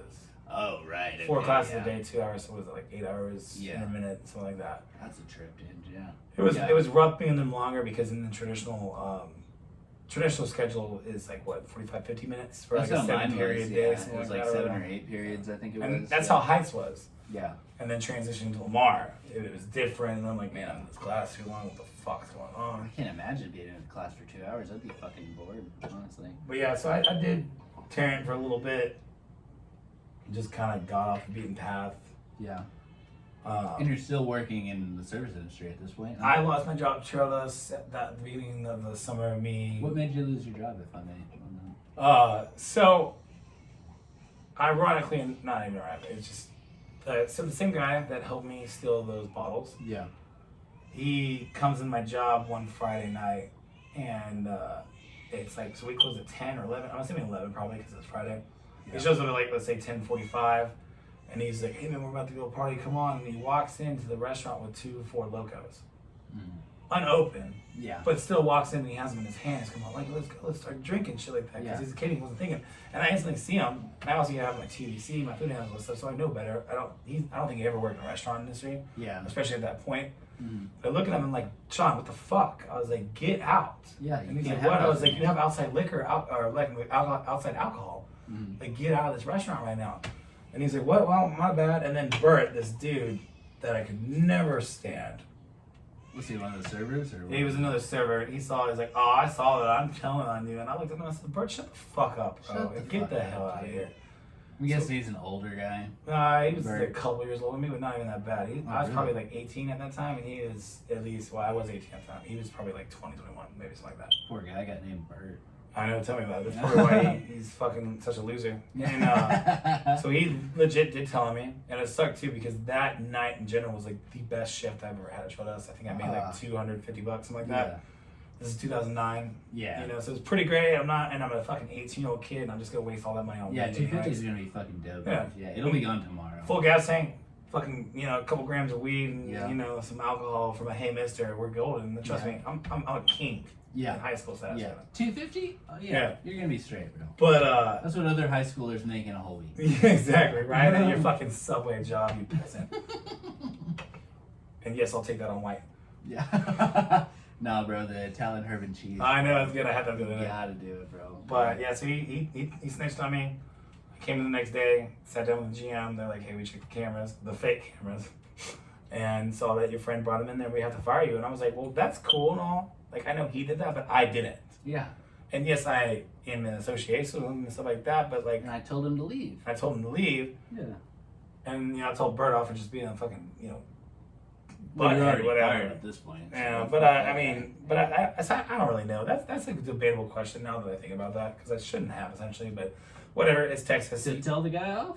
Well, no, Yeah, we're getting fired essentially because my friend walked in with beers and I know him, but I never told him to do that. Even honestly, to this day, I never did. So it's just literally we should have seeked criminal action on him. Yeah. Wait, on my friend who came in with the beers, right? Yeah. As opposed to terminating me. But it was also probably just an excuse for them to get rid of me. But I honestly think so. Yeah. It was, and it doesn't matter. So, funny story though too is like a year later, I get this Facebook notification from Bert. And he wants to be my Facebook friend. And to this day, he's still pending acceptance. Yeah. I have a couple of those. Dude. I looked at him, I think those. this is like 12, 13 years old. And I still, sometimes I see it, I'm like, ha, fuck you, Bert. Fuck you, bro. I think I have like my, like this dude from back in the day, Dax Wood, he was a piece of shit. He's still pending. The fuck's that dude's name? John Head, who's a complete piece of shit. He tried to add me and I was like, go fuck yourself. Like, there's a couple of them. It honestly feels good to just be like, no, not today, Satan. Bro.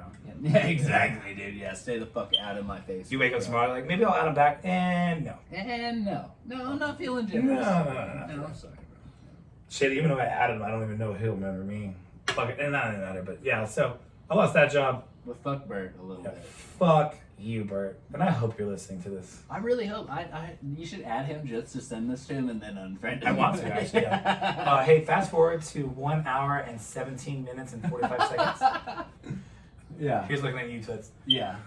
You like do a post on Facebook, tag Bert, say 1 hour, Adam, 17 tag minutes. him. Yeah. Yes, let's go. Let's fucking yes, go. that's the way to do it right there, dude. Yeah. That's just like full blown revenge. That's like how many years later?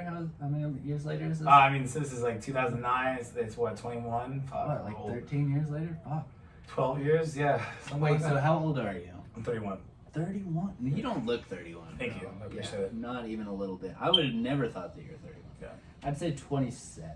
Take it. Yeah, 27's a good number for you, I would say. Yeah. I still party like I'm 25, so it's okay. Bro, you still party like you're 21, dog. Yeah, you get out there a little bit. I live a fun life sometimes, you know. But I mean, you actually do, but you make good money. You take care of your fucking business. My bills are paid, everything like that, Yeah. and I plan on settling down pretty soon. Like, trust me, I want to. I don't want to be an old dad, but you know, we can get to that later. But yeah, you know, that's just that. But excuse me, what was it? I think we're going into college. Got out of college. I'm Yeah. kind of trying to do some classes. I lost that job. Yeah. I got a job in September over the summer. Now being a freshly graduate of high school, I got a job at Bed Bath Beyond, bro. What? So I left my first job industry essentially, other than that refereeing Did thing. you meet Morty? Morty, The guy that sells the click? from the Click Remote. Yeah. Yeah, me and him are tight. We're cool. We still drink beers on Okay, cool, Tuesdays. Yeah.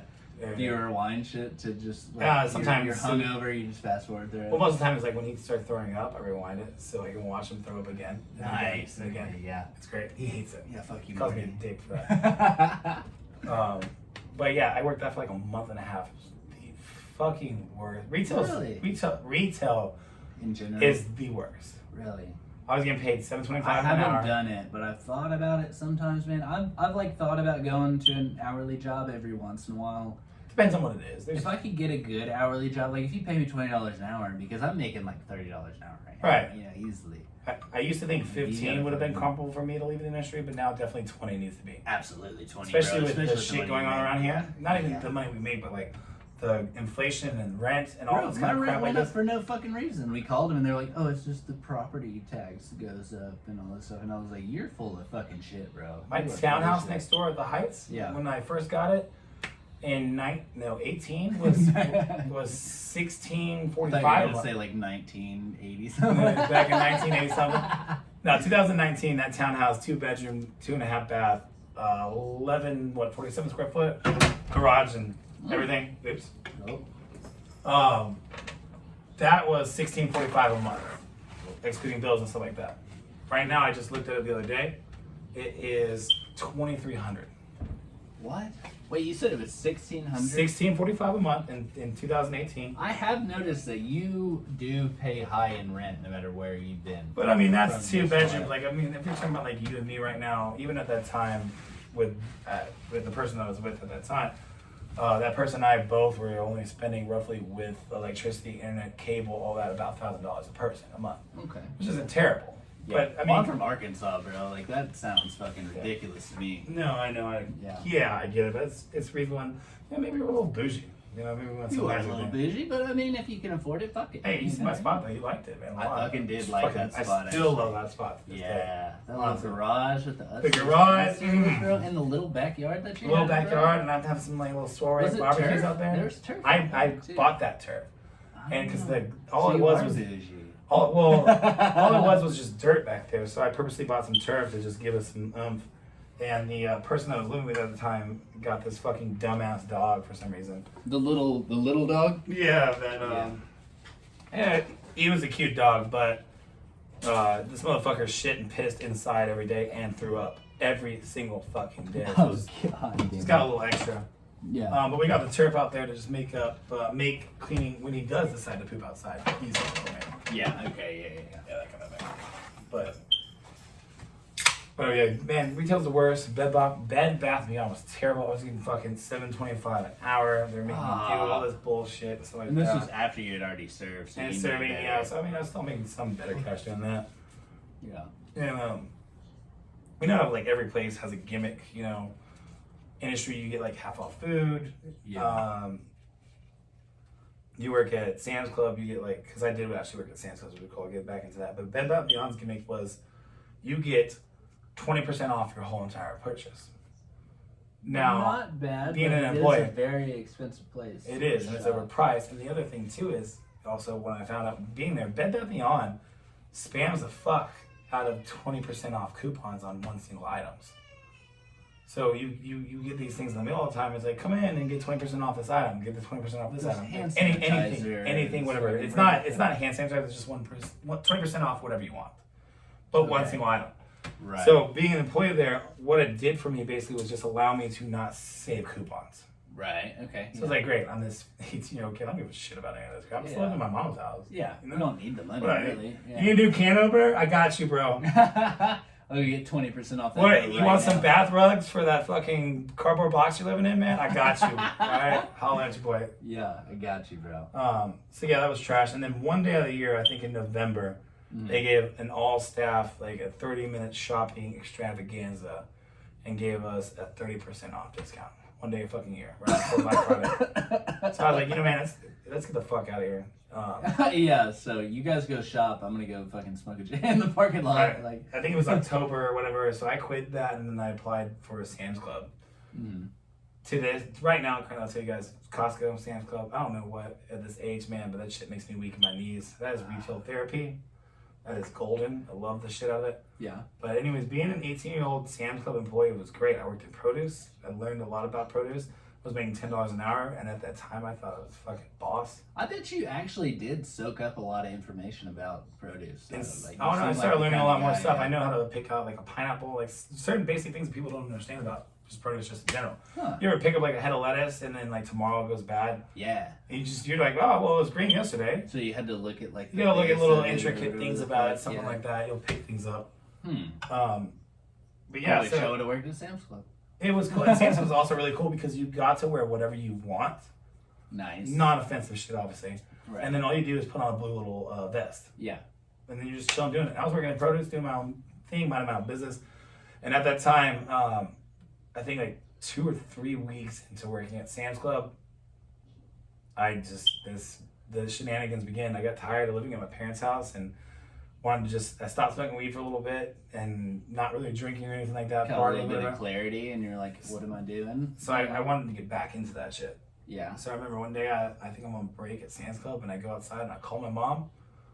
I was like, look, I love you to death, but I've got my buddy Clinton Coltis. Great dude, still best friend now. Yeah. Have I met that dude? That sounds I familiar. don't think you have. Okay. He lives with his dad. His dad's addicted to meth. I didn't really know this at the time. Yeah. But we would just literally chill over there, get drunk, pass out on the couch, smoke a bunch of weed, whatever. It was a cool place, you know. Yeah. It was chill and it was vibrant. It was just a bunch of fuck ups. It was a cool spot. Not like fuck ups, but it was just allowing us to be kids and Yeah. do stupid shit. To be your early 20s or your Yeah. late teens or whatever the fuck you were at the time, you know. I remember calling my mom that day and I was just like, hey, I think when I come home today, I'm going to move out. And I'm going to go live with Clinton because I just want to be me and experience who I A am. little more independent. You know, and that kind of stuff like that. So were your mom and dad together? And they're still together to this day. Yeah. My mom was completely upset, heartbroken, torn, worried that she lost her baby, I'm assuming, and worried if I was going to be like addicted to heroin or something like that. I'm addicted to assuming. marijuana. The marijuana.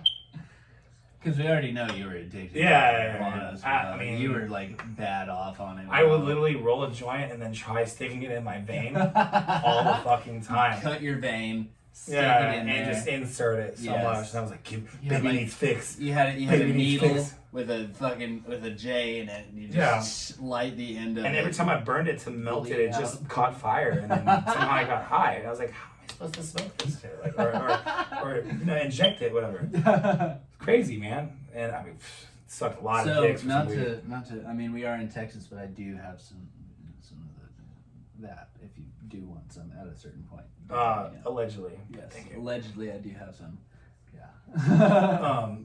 So yeah, I did that, and I finished up working Saints School for a little bit, paycheck to paycheck, just being a dumb hood rat, and crashed over to his place, and it was fun. Clinton, man, this guy, great dude. At the time, he's agnostic. When he was about 13, 14, he met his dad's dealer one day while his dad was out, and his dad's dealer was obviously spying with meth, and he got him to try meth for the first time. I think he was like 13, 14. I don't remember how old he was. He also went to looking Lamar. for new customers. Yeah, he went to Lamar as well. He was a year older than me, but we didn't know each other until after high school. But anyway, real quick, I'll tell you about him, man. Like, crazy to this day is, he told me, his dad's dealer came over one time, talked to him, said all these things, blah, blah, blah, invited himself in, and then got him to try meth for the first time, and he smoked it, inhaled it, and exhaled, and apparently what he told me is all this smoke came out, and his dealer was like, damn, bro, I'm gonna start calling you lungs. Look at all that fucking smoke that came out. Oh shit. And it's kind of one of those things where it's like, first, as a dealer, like the first one's always free. You have a customer for life. Yeah. Well, he became addicted to meth, and at the age of 16, he finally stopped doing it, and told me he relapsed or withdrawal for a week on his parents' couch, on his dad's couch. I bet. Skipped school for a week at the age of fucking 16, just withdrawing, Wow. cutting that shit out cold turkey. Way to go, Clinton. That's hard to do, man. I've known a couple of people that are not that strong. Man, I can only imagine about it. His dad's a great dude too. He is. Don't get me wrong, but His dad is? yeah, he still is a good dude. We all just make bad decisions sometimes. Absolutely, dude. It Yeah. shouldn't really reflect on you as a person. Okay, I'm gonna stop this recording and we're gonna keep going after this. So we're talking about Clinton. He sounds like a really fucking good dude. Who unfortunately got fucking caught up in some bullshit though. Okay. Do you need to pee or anything like that? No, I'm good. You good? Yeah. You good? Sorry about Okay. that, by the way. Oh no, you're good, buddy. Yeah, it definitely happens. I'm sure. Yeah. It's a byproduct of drinking during the fucking recordings and shit. Right. People do that. It's like owning a bar. You know what I Yeah, mean? You know, like, it's good. Someone's gonna spill once in a while. absolutely, dude. Yeah. Okay, so we're back. We're just talking about James's buddy Clinton, who dropped meth. Is he still clean off of it? Like, Sober, did he completely, straight yeah. clean off of it? I mean, now? there's more. I'll get into that later. Yeah. But as far as it goes, and to my knowledge, since the age of 16, he's never touched meth. Wow. Yeah. Yeah. That's a fucking trip, dude. Like Yeah. being like introduced to it at 13, whenever your mind is still like malleable and like. Yeah. Still growing and Absolutely, dude. Like learning. it's kind of fucked up of the guy to even fucking offer that. In the he's first a fucking place. drug dealer. You don't give a shit. you know? Also true, yeah. Customer for life is what he was looking for. Yeah. right there. More or less. Yeah. Start him young. It's terrible. Fuck, man. I feel for the kid. But he's always been a great dude. He's been one of my best fucking friends since I met him. And he just opened up his home to me. Like I said, so I one day at Sam's Club, I just called my mom and said, I just don't want to be there anymore because I want to go on an experiment. I want to do some drugs. I want to drink a little bit. I want to party, basically, is what it is. I really, not even necessarily just do some drugs, just smoke some weed. I told my mom I just want to live life. I don't remember exactly what I told her, but I know I'd upset her a lot. Yeah. And clearly I get it. Yeah. So I moved in with him, started sleeping on his couch. I think one day I slept in my car because I wasn't sure yet what I was going to do. Yeah. And then the next day I basically just allowed me to move in with him, and I slept on the couch or something like that for a while. I can't even remember. We had some crazy stories. So you just went like full sin, called your mom, and you're like, I don't know exactly what I'm going to do. Yeah, so I just grabbed a bunch of clothes and then just took the car and dipped. Yeah. after work that day. Stayed over at his house. 19? Yes. Yeah. Well, it was the summer after high school, so 18, about to be 19, yeah, essentially. So yeah, I did that, stayed there, and then funny story, I found out something a little bit later. One morning I had to open up Sam's Club, do the produce thing. I think it was like 7, 8 o'clock in the morning. And I was working at the Sam's Club off of East Chase over there, off of 30 in Fort Worth, and my mom was teaching off of Cook's Lane, which is the exit right off of that. After that, at an elementary school, can't remember the name. It doesn't matter. Anyways, but she was teaching there, so mom had to be at school like 8:30 or a little bit before 8:30 to whatever.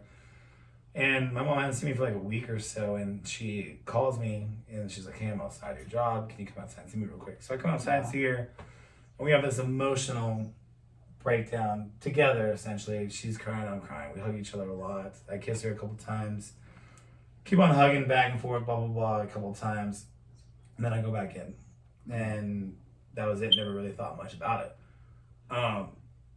I think like a month later, I meet this girl that came in, and then we started talking, flirting, whatever. And her mom actually worked there. Her dad did too, actually. Worked at Sam's? Sam's Club, yeah. Yeah. So she already knew like the ins and stuff like that. So we started dating, talking, and just that girl was a fucking psycho trip. It seems like almost everybody I did is a fucking psycho trip. I'll tell you. You got a weird little track record. They seem innocent and fine at the start, bro. You know? Yeah. Oh, they all do. They all do. Just I mean, they're exes for a reason, right? You can't tell me your exes aren't the same fucking crazy. Bro, my ex is probably worse. Yeah. Well, I don't know. I'll tell you some shit. Trust me. In another podcast, we can get into some Jerry Springer shit. Dude, actually, I think your just full blown ex podcast would be just nuts. Dude. Oh man, if you want to give like the past 5.5 years of that one, something like that, oh my god, that'd be a trip. Yeah. We would sell novels. You need to write this shit down, bro, for real. Shit. Yeah. Thank you for my finances, by the way, my future goals. Yeah. I got you, bro. Anyways, I'll write it. Right? You just tell me the story. I'll write it. Hell yeah, brother. Yeah. So, but this one in particular, I mean, she was crazy too. It didn't last. But we lasted together for a little bit. Anyways, but what I was gonna say, so I thought it was crazy is like when we first started, she liked me, she approached me, she sought after me. I was just this dumb stoner kid that just was smoking weed all the time. And I didn't give a shit about girls. I didn't give a shit about anything. Like, I just kind of kept to myself. And, so she made the advances like, oh, cool, whatever. Hey, I might have a girlfriend. Oh, cool, she seems great, whatever. Mm-hmm. Oh, shit, she has a lot of baggage, but I don't know what fucking baggage is yet. Right, yeah. But, so we started dating, we're hanging out, stuff like that. And then she told me one night, she was like, hey, so did you ever have, like, an old lady as a girlfriend or something like that? And I was like, well, what do you mean? What are you talking about? She was like, because this was in the front of the parking lot. She's like, there was one day, apparently, the front desk watched me kiss and hug this old woman early in the morning in the front of Sam's Club. Talking about your mom. And I was just like, what are you, wait, oh, damn. I was like, no, that wasn't my mom. We had like an emotional heart to heart because, I mean, obviously they didn't know that, but I was like, I was leaving the coop. My mom was concerned. How the fuck did she find out about that, though? She just heard it through the grapevine because, like I said, her mom and dad work up there. And yeah. It's just kind of any job, rumors start spreading. But I was like, damn. Making some weird rumors? I didn't realize that people up there thought that I had this fucking old cougar girlfriend or something like that. What? Who was actually my mother. Ask a question, please, Fuck. motherfuckers. Don't jump to conclusions. I was kissing like her. There was no tongue involved. Come on now. Jesus, Christ. have respect. She's a Catholic and married. That's his mother. That's my mother. God damn. Peasants. Wow. Jeez, for real, though. No, I know. When I found out, I was like astonished. I was like, fuck. So I was like, so this is what's going on around work behind my back. Like, I just kept to myself and did my work and did my job and talked to other people in the produce area. But I was like, man, these people going around being like, man, James is like this 18, 19-year-old kid with this fucking like 55-year-old shit on. Like, shit, I wouldn't be here if I had a 55-year-old sugar mama. I swear to God, dude, yeah, I've been waiting for a sugar mama. Like, just fucking offer it up, bro. What the fuck are we talking about? Tell me about it. I think this new one that I have is going to be a sugar mama. We'll figure it out later. Too, bro, yeah. Yeah. Can't wait. Shout out to, I don't know if we can drop her name on that. Shout out to that one person. We'll leave it at that. Yeah, okay. We'll talk about her later. If you don't know, then now you know. Yeah. But yeah, so I almost dropped it. that happened. I was like fucking crazy. Moving forward, I'm still chilling over at Clinton's. At that point, we're getting paid every 2 weeks. I feel like I'm a king, getting $10 an hour, working about $30, 30 hours a week, whatever. $10 an hour, bro. And I thought it was great. Obviously, I mean, And like, not to knock anybody that's making $10 an hour. If you're making your life work, that's fucking dope. Yeah, I was doing something. I could do. I wonder sometimes because like, there's a lot of people out there that are getting paid like $10-15 an hour at the most, and like they're fucking living full lives, have kids, have all this stuff, dude. And I'm like over here making like $20 to $30 an hour, and my shit's like barely fucking breaking even. I'm like, what the fuck? How do you do it? I know. It's kind of one of those things. Like I told myself, if I ever became successful and stuff, I would write a hip hop album, and I would title it "Rich but Still Struggling." Rich but struggling, yeah. But yeah, I mean, it's fine. It was great, but at that time, you know, getting paid 2 weeks, bi-weekly, whatever. Yeah. You know, 5-6 days in the first week after the check, you're balling like a motherfucker. 18, 19 probably more or less at this point. Yeah. Then I'm broke. Mm-hmm. Well, you And get then like the next week, $700 checks. Yeah, like $600 ish for 2 weeks, maybe a little less with the taxes. Yeah. And then by the second week, I'm taking Clinton's sister, who was now a senior at this time, to school, picking her up sometimes, and I would, you know, ask her for some money, Right. or go pick up some drugs for somebody and not sell them. So we would pick up some weed, and then, you know, be like, hey, I need $5 for gas or something like that. And then also be like, hey, well, you know, since I got you some weed, you know, you're gonna throw a little scratch my way. you know, throw a little something to crackhead boo-boo ways over there. Yeah. Come on. Uh-huh. You know, smoke a little session, stuff like that, just doing stupid things. And Yeah. Smoking weed for free. it was fun for a while, Yeah. and it was definitely cool. And I was dating that Holly chick, and when I started dating her, she convinced me to like not be such a degen anymore and move out of Clinton's house and go back to my parents. And I did, and then we Did you kind say of. that was a good move? I think it was for the most part, until I realized how fucking batshit crazy Holly was. Oh no. That's okay. her name. I'm sorry, main drop, but I don't really care. Holly Ferris, you fucking psycho bitch. Okay, cool. Yeah, okay, yeah. I was about to say we haven't dropped the last name, but then we did it. We can edit that out if it needed to be. Ah, fuck her. Yeah. I mean, no, there aren't that many people that watch this podcast, so like, no, I bet money Holly Ferris isn't gonna watch it. Right. Unless you have her on Facebook, I guess. This is so years ago too. Yeah, okay. This is years and years ago. She might be an upstanding citizen now. I hope so. Yeah, I would You know? hope so. I Yeah, always thought hope you were a to decent death. person. You just, you know, don't be sorry. I Just hope do the better. same for my ex. She's a fucking crazy bitch. Yeah. I hope that she's got her life together. You know what I mean? Yeah, just Right. stop doing Adderall so much, and probably you'll be okay. I had one of those exes. I know you. Yeah, relatively recent. Yeah. Yeah. I actually had some before we started this podcast, so I'm doing okay over here. Lovely. So yeah, Holly she got me out, got back home, which was a good step because it could have been a bad slope. I was doing some illicit things that I'm not gonna describe. Doesn't really matter. It's nothing crazy. Just being You young. did and have dumb. a sugar mama. No, just being young and dumb. Was it doing the same grandma? Yeah. The whole time. Stifler's mom, Stifler's grandma. Stifler's grandma out here paying your bills. Hell bro. yeah, dude. And all I had to do was sleep with this nasty old hag in front of Sam's Club. In front of Sam's Club. It's his mom, people. Fuck. Come Yeah. on, dude. Like, yeah, I can't. I know, when I found that out too, I was just like, oh my god. It's like what it is makes you wrong so with mad, you? but it's like you also don't want to be like, I don't even want to give this the time of day to like even. I wanted to experience it. go around whole Sam's Club and be like, hey, did you see me make out with an old lady one time? We didn't make out, we kissed, I hugged her, it's my mom. This is my fucking It's normal. mom. I'm not okay? Tom Brady's son, okay? It's not weird. It's my mom. Yes, okay. And you are a Patriots fan, right? No. No. Cowboys. Oh, okay. Who am Yeah. I thinking of that's a fucking Patriots fan at work? Maybe Joel? Fucking it is Joel, dude, yeah. Oh, it was white people look alike. I get it. Dude, I know it. God damn it, dude, yeah. Okay, so you're with me. Yeah. Yeah. With the boys. Always. With the boys. Boys, go boys. They're driving me fucking crazy though, bro. Tell me, man, I had a strong intention that we were going to be the 49ers. I did. I was at that tailgate too. I Whoa. tailgated out there that day. It was fucking great. I went to I know, tea you home told once. me about it. Yeah. You Yeah, told me you were there's gonna go. this guy invited me to this one tailgate, and I've known him for a long time, and he dabbles in finessing things and stuff like that. But Oh. shit got passed around, man. It was definitely an interesting tailgate. Mhm. Yeah. Party Right, favors. Okay, were, I know it's party yeah, favors were okay. served, man. Yeah. It was not. So nobody got drunk.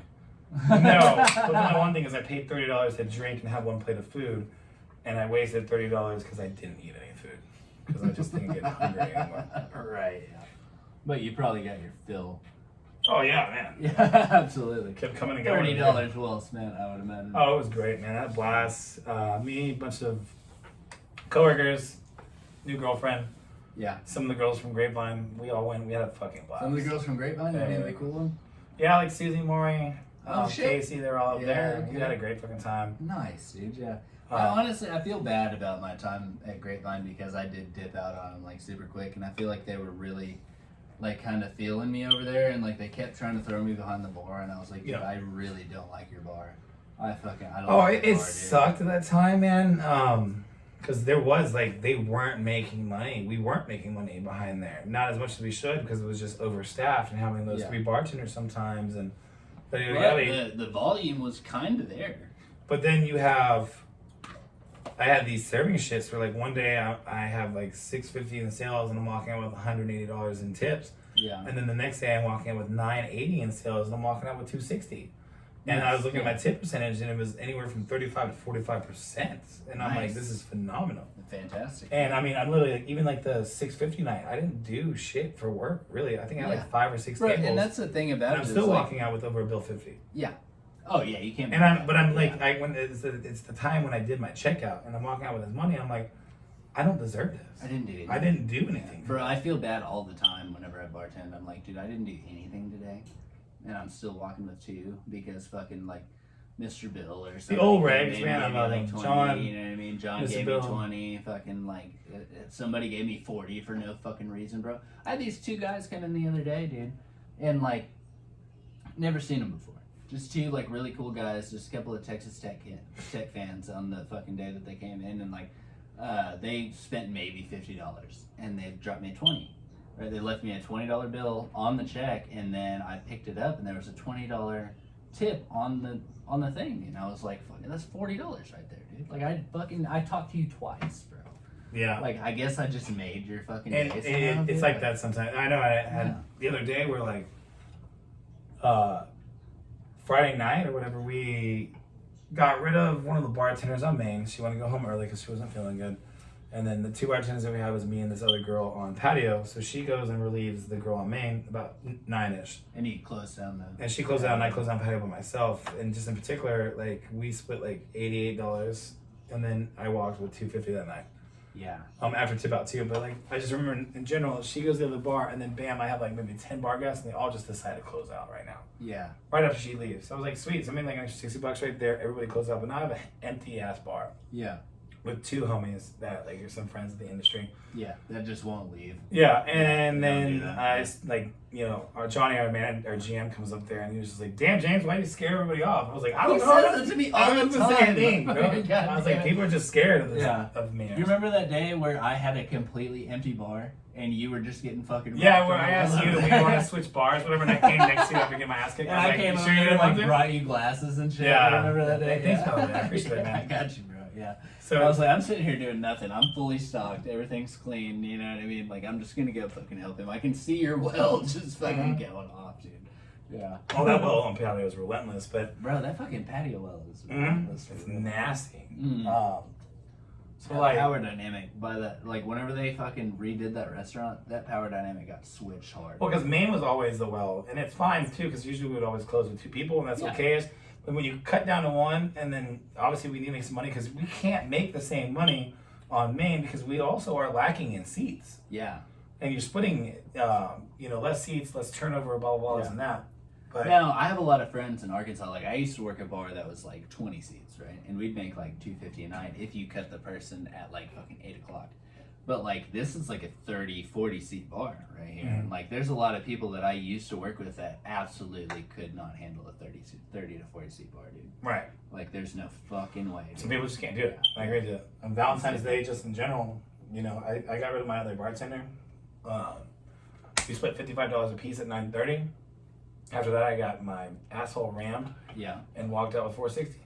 Oh, I made $410 in 2.5 hours. I think my best night at Boomers is like $450 right now. I had some of the homies. My best morning actually was $450. They're some cringy looking Hispanic guys, but the homies, man. Tattoo artist, really class, dude. I love tattoo artists, bro. They tip so fucking good, Yeah, bro. he comes up there, they rack up tab. We always talk shit to each other all the time. I mean, I made like 160 off of him. Yeah. You're my boy Blue. I love you, dude. But I was like, so I was saying just that night in general. You know, she goes to the other bartender. My other bar goes to the other bar. My other bartender, excuse me, goes to the other bar. I completely empty except for 2 people. All of a sudden, I get loaded up with all the best regs. And there's this one guy that tips stupidly fat. Yeah. He shows up with his girlfriend, and he sits at main bar. Who are we talking about? And he's sitting, his name's John, and he's sitting at like... Wait, old John? No. Okay. He drinks like a double TX and Yeah. Michelob. Yeah. I've known him for a while through That some... dude's fucking cool, bro, but he He is. always hits me right whenever I'm about to leave. He is cool, So and he comes in, he'll grab a Michelob and a double TX, and he'll have his girl with him. And they'll both get a drink, and then they'll, like, I'm like, okay, I'm sorry, dude, I gotta fucking tab you out. Like, you just got here like 15 minutes ago, and they'll still leave me like $10. Right. You know what I mean? Yeah. I've known him for a minute through some Seems like a really fucking cool dude, man. from some bad shenanigans that we were doing a couple years ago. Mm-hmm. You know, Yeah. which don't need to be talked about. We all have And you've worked at Boomers for how long now? about 9-10 years. Fucking what? about 9 years since 2013 of September. Whoa. I got okay. hired on like a month after Cher did. Really? Yeah. Okay. But so yeah, the night in general, John sits at main bar, and he's sitting on the side where his back's facing patio. I know this doesn't make sense to any of you guys probably, but basically as far as it goes is this guy sits down at this opposite bar, and he's sitting where he can face my bar accordingly, so he can look at me if he just happens to glance that direction. Yeah. So I look and I watch him sit down. He looks at me, I glances. He waves, I wave, I say what's up, because I always do it, no matter Wait, if so you go. he's sitting at patio and He's sitting at main bar, and I'm on patio. Okay, right. The guy said to me, he waves. I always wave to everybody. I always, Absolutely. you know, Yeah. take care of everybody. I do. That's what I do. Not in the morning. Whenever you go sit at Shannon's bar, and I'm like, dude, fuck you. Yeah. You know what I mean? With all due respect, I love you, Shannon, but fuck you. Okay. Yeah. Um, Like, okay, yeah. She's a hot. Girl, I get it. Yeah, I Jerry get it. fucking loves you. Everybody fucking loves Everybody you. fucking loves you. Yeah. Yeah, I want to be there. You got your whole thing going on. I If wanna I look- had titties, bro, you'd be fucked. Trust me. I love if you. I had But titties, if I had would, titties, I would it'd play be- my bra and panties and be a Twitch streamer or something like that. Fuck yeah, dude. Oh, all day, bro. But- I have an OnlyFans where I only showed my feet. So I had an OnlyFans once, and I only had one fan. It was my mom, because she always supports me. Yeah. No, I'm totally kidding. That never happened. But yeah, so the guy sits down, he looks at me, I wave at him, he waves at me, I wave back at him, whatever, and then I turn around, I start doing some things. Next thing you know it, he gets up from main bar and sits on my bar. I was like, fuck yes. Yes. And then I go out to the bar, and I talk to the bartender that I cut that went to that bar. Yeah. And I was like, what's up, girl? I was like, you see me over there? She's like, I hate you. I should have stayed over there. You got all the fucking high tipping regulars. I was like, hey, it is what it is. That dude racked up a $54 tab and left me a $60 tip. I was like, sweet. That's Thank the you, fucking by the boy way. right God there. bless you, my friend. John, if you got it, bro, like, I've always wondered because I tip great. Yeah. You know what I mean? Like, so my whole thing is, like, if I go under 20, I'm tipping a 5. If I go over, like, 30, you're getting a 10. If I go over 50, you're probably getting a 20. You know what I mean? But there's some people that just come in and just drop 20s all day, dude. I They're think most of them are previous service industry. yeah. So you just get it and they probably have it like that. And one actually funny thing before I got here, I was talking about in the car, I was like, I love this podcast. I love doing this. It sounds great and I've had fun so far. Yeah. Excuse me, but like, what about if we start like an SI just shit talking? Dude, actually, podcast. that's funny because I was talking to Jeff, like, before I ever started the podcast, and he was talking about the SI horror stories. Is like, basically you tell, like, your worst shit. Like, what is your worst, like, experience with a guest? Like, or, like, just your worst night at work? What's the worst time you've ever had at work? Yeah. And that's kind of what the podcast was going to be. And Right. we were talking about it, but I was like, yeah, you know, it sounds like something I could do, you know, but it sounds like kind of like a one-off. I don't even think that. I think it'd be just kind of cool if we just sat down, got drunk, had a couple beers, and just talk about, dude, I had this chick that wanted like a Literally, vegan sandwich, we and I could was do a like, couple hours on our last week at work. right. You know. Well, that's what I'm saying. Is like, let's get to the work week, and be like, man, I had this chick come in. She wanted a vegan chicken sandwich. I was like, girl, you probably couldn't spell vegan. I swear to God. And yeah. she was like, I'm You like, want a that's chicken still sandwich. listed, whatever. And I was Yeah. like, okay, all right, sweetheart, bye bye. Yeah. You know, just So shit you like want that. me to do like, so we'll give you like a whole thing of breading, Yeah. and we'll slap it together and put it in the fryer. And Right. we'll call it chicken. Yeah. Chick comes in, she's like, I want a chicken sandwich, but instead of a chicken patty, I want a burger. And add cheddar to that. So I was like, so you want a cheddar burger? No, I want a chicken sandwich with a burger patty, not chicken, and cheddar cheese on it. I was like, okay, all right. You know, it's the exact same thing, right? But there's some people you just can't explain that to. So like, there's sometimes you just got to go to the computer and fucking do it anyways. Like, don't even fucking take their. Bro, I will say this. We'll take a turn for the worst real quick, but I'll never tell this. But a month or so ago, whatever, I have this lady that I've seen her once or twice, but I never served her. Yeah. So I recognize her, but I don't know her drink order or stuff like that. Like most of the time, if I see you, like one thing I like to do too as being a bartender is like if I see your car, obviously it's very recognizable with that, you know, the book of Austin on it. Yeah. So I'm like, shit, all right, cool. I got a shine in a fucking JMO right there. Yeah. All right. And then you walk in, I'm like, hey, bro, your seat's right there. Yeah. Cool. Whatever. But yeah, so I don't know her like that. Anyways, I have this one. I'm in the patio well, and I'm making a rumple shot for one bar guest, Joe, the one that told me. And he's like, "Hey, can I get a rumple?" And I need to go. I need to leave. And then so I'm pouring him a rumple real quick, and then I'm making like one drink to get in the well. Mm-hmm. Joe is on my left, sitting down a little bit. The well is facing right in front of me, and on the right, exactly next to me on the well, this lady sits down, and I look and I acknowledge her. And she's on her phone talking, yakking away. So I was like, cool. So I look at her, acknowledge her real quick. I got a second. You're on the phone. And then I finish pouring that rumple, finish that well ticket, and I go over to Joe. And my back's turned against her, obviously, because I'm facing the opposite side of the bar now. Drop off the rumple, and he's like, let me get my ticket, please. And I was like, cool. And as I now turn to leave, the woman on the phone goes, excuse me. And I turn around and I go like, yes, ma'am. She's like, I've been waiting. I was like, yeah, I know. And I was like, I see you and I acknowledge you. But you're on your phone. That's common courtesy to be polite and talk to me and let you talk. Let you finish your business and I'll talk to you when you're off your phone. Mm-hmm. And she's like, well, you could have just came up to me at least and just said what I wanted then. And I go, ma'am, look, we're not doing this today. And I'm not going to have this attitude with you. Yeah. I said, there's another bar and you can go to that. Yeah. And as far as it goes, our service is done here. Yep. Instead of P's and Q's polite as fuck as that. That's where it's going. And it's rude. Yeah. This girl was so... She came in being rude. Yeah. See, this girl was, I guess, like, someone shitted in her cereal bowl that morning. I don't know what. Just mad. Bro. I didn't realize this because I was off like the next 2 days, and then I work Saturday morning. And as I'm opening Saturday morning, she walks. It's 10 o'clock. I get there. She walks in like 11:30, and waits like a whole ass 50 minutes to sit there and talk to our GM. And I see Aaron, and I talk to him, and I'm like, hey, she's back. Gonna talk some I was shit, like, what's bro. up, man? Because Aaron was there that day too. I was like, dude, she's been back here 2 days in a row looking for Johnny to talk to him about you. Oh my I was God. like, who the fuck hurt you that bad? Yeah. She sits down and talks to Johnny and says that I was being rude and said this and that. And she's like, I work for HR for GM and I would never talk to a guest like that. And I said, you work for HR for GM? And if I was an employee and came and sat down at your desk on my fucking phone, you would tell me to get off the phone. Yeah. Right, though. Hey, there you go. So I was like, don't sit here and throw out your job title because you literally are just slapping yourself in the face. Yeah. Like, you're HR and you're fucking surprised right now? Yeah. Yeah. It's probably because I cut her off guard and something. Like, and you started acting rude and being rude. And Well, it's because you came at her from an educated place. Like, you actually had a conversation with her and she was not expecting a bartender to be able to fucking slap back at her. Right. I mean, basically, as far as it goes, I told Johnny, too, the same thing. Is like, look, she's already being rude. She's already being mean to me. So I was like, we're obviously not going to have a good experience with each other today. So there's another bar you can go there and we'll start over new with somebody else. Just go start over. Whatever. You don't. Hey. We don't need this problem. Nobody needs this problem. Just go over there. But it's just people, entitlement, audacity. Well, that's like so I think probably my worst time over at Bimmers was I had a guy come over and he sat at like, you know where like 130 like 3 is, right? On that weird little corner, right? And, like the bar was fucking full and it's just the two of us. And he comes over there, I'm working the fucking well, like working my dick off. He sits there, I'm like, hey, I'm literally like in the middle of fucking dick's flying everywhere. I'm in the middle of making like 3-4 drinks and I look at him, I'm like, hey, be with you in a second. And I turn around and make like 2-3 drinks. I turn around and he's like, hey man, I've been sitting here for fucking like 20-30 minutes and all this stuff. But and you acknowledged him already.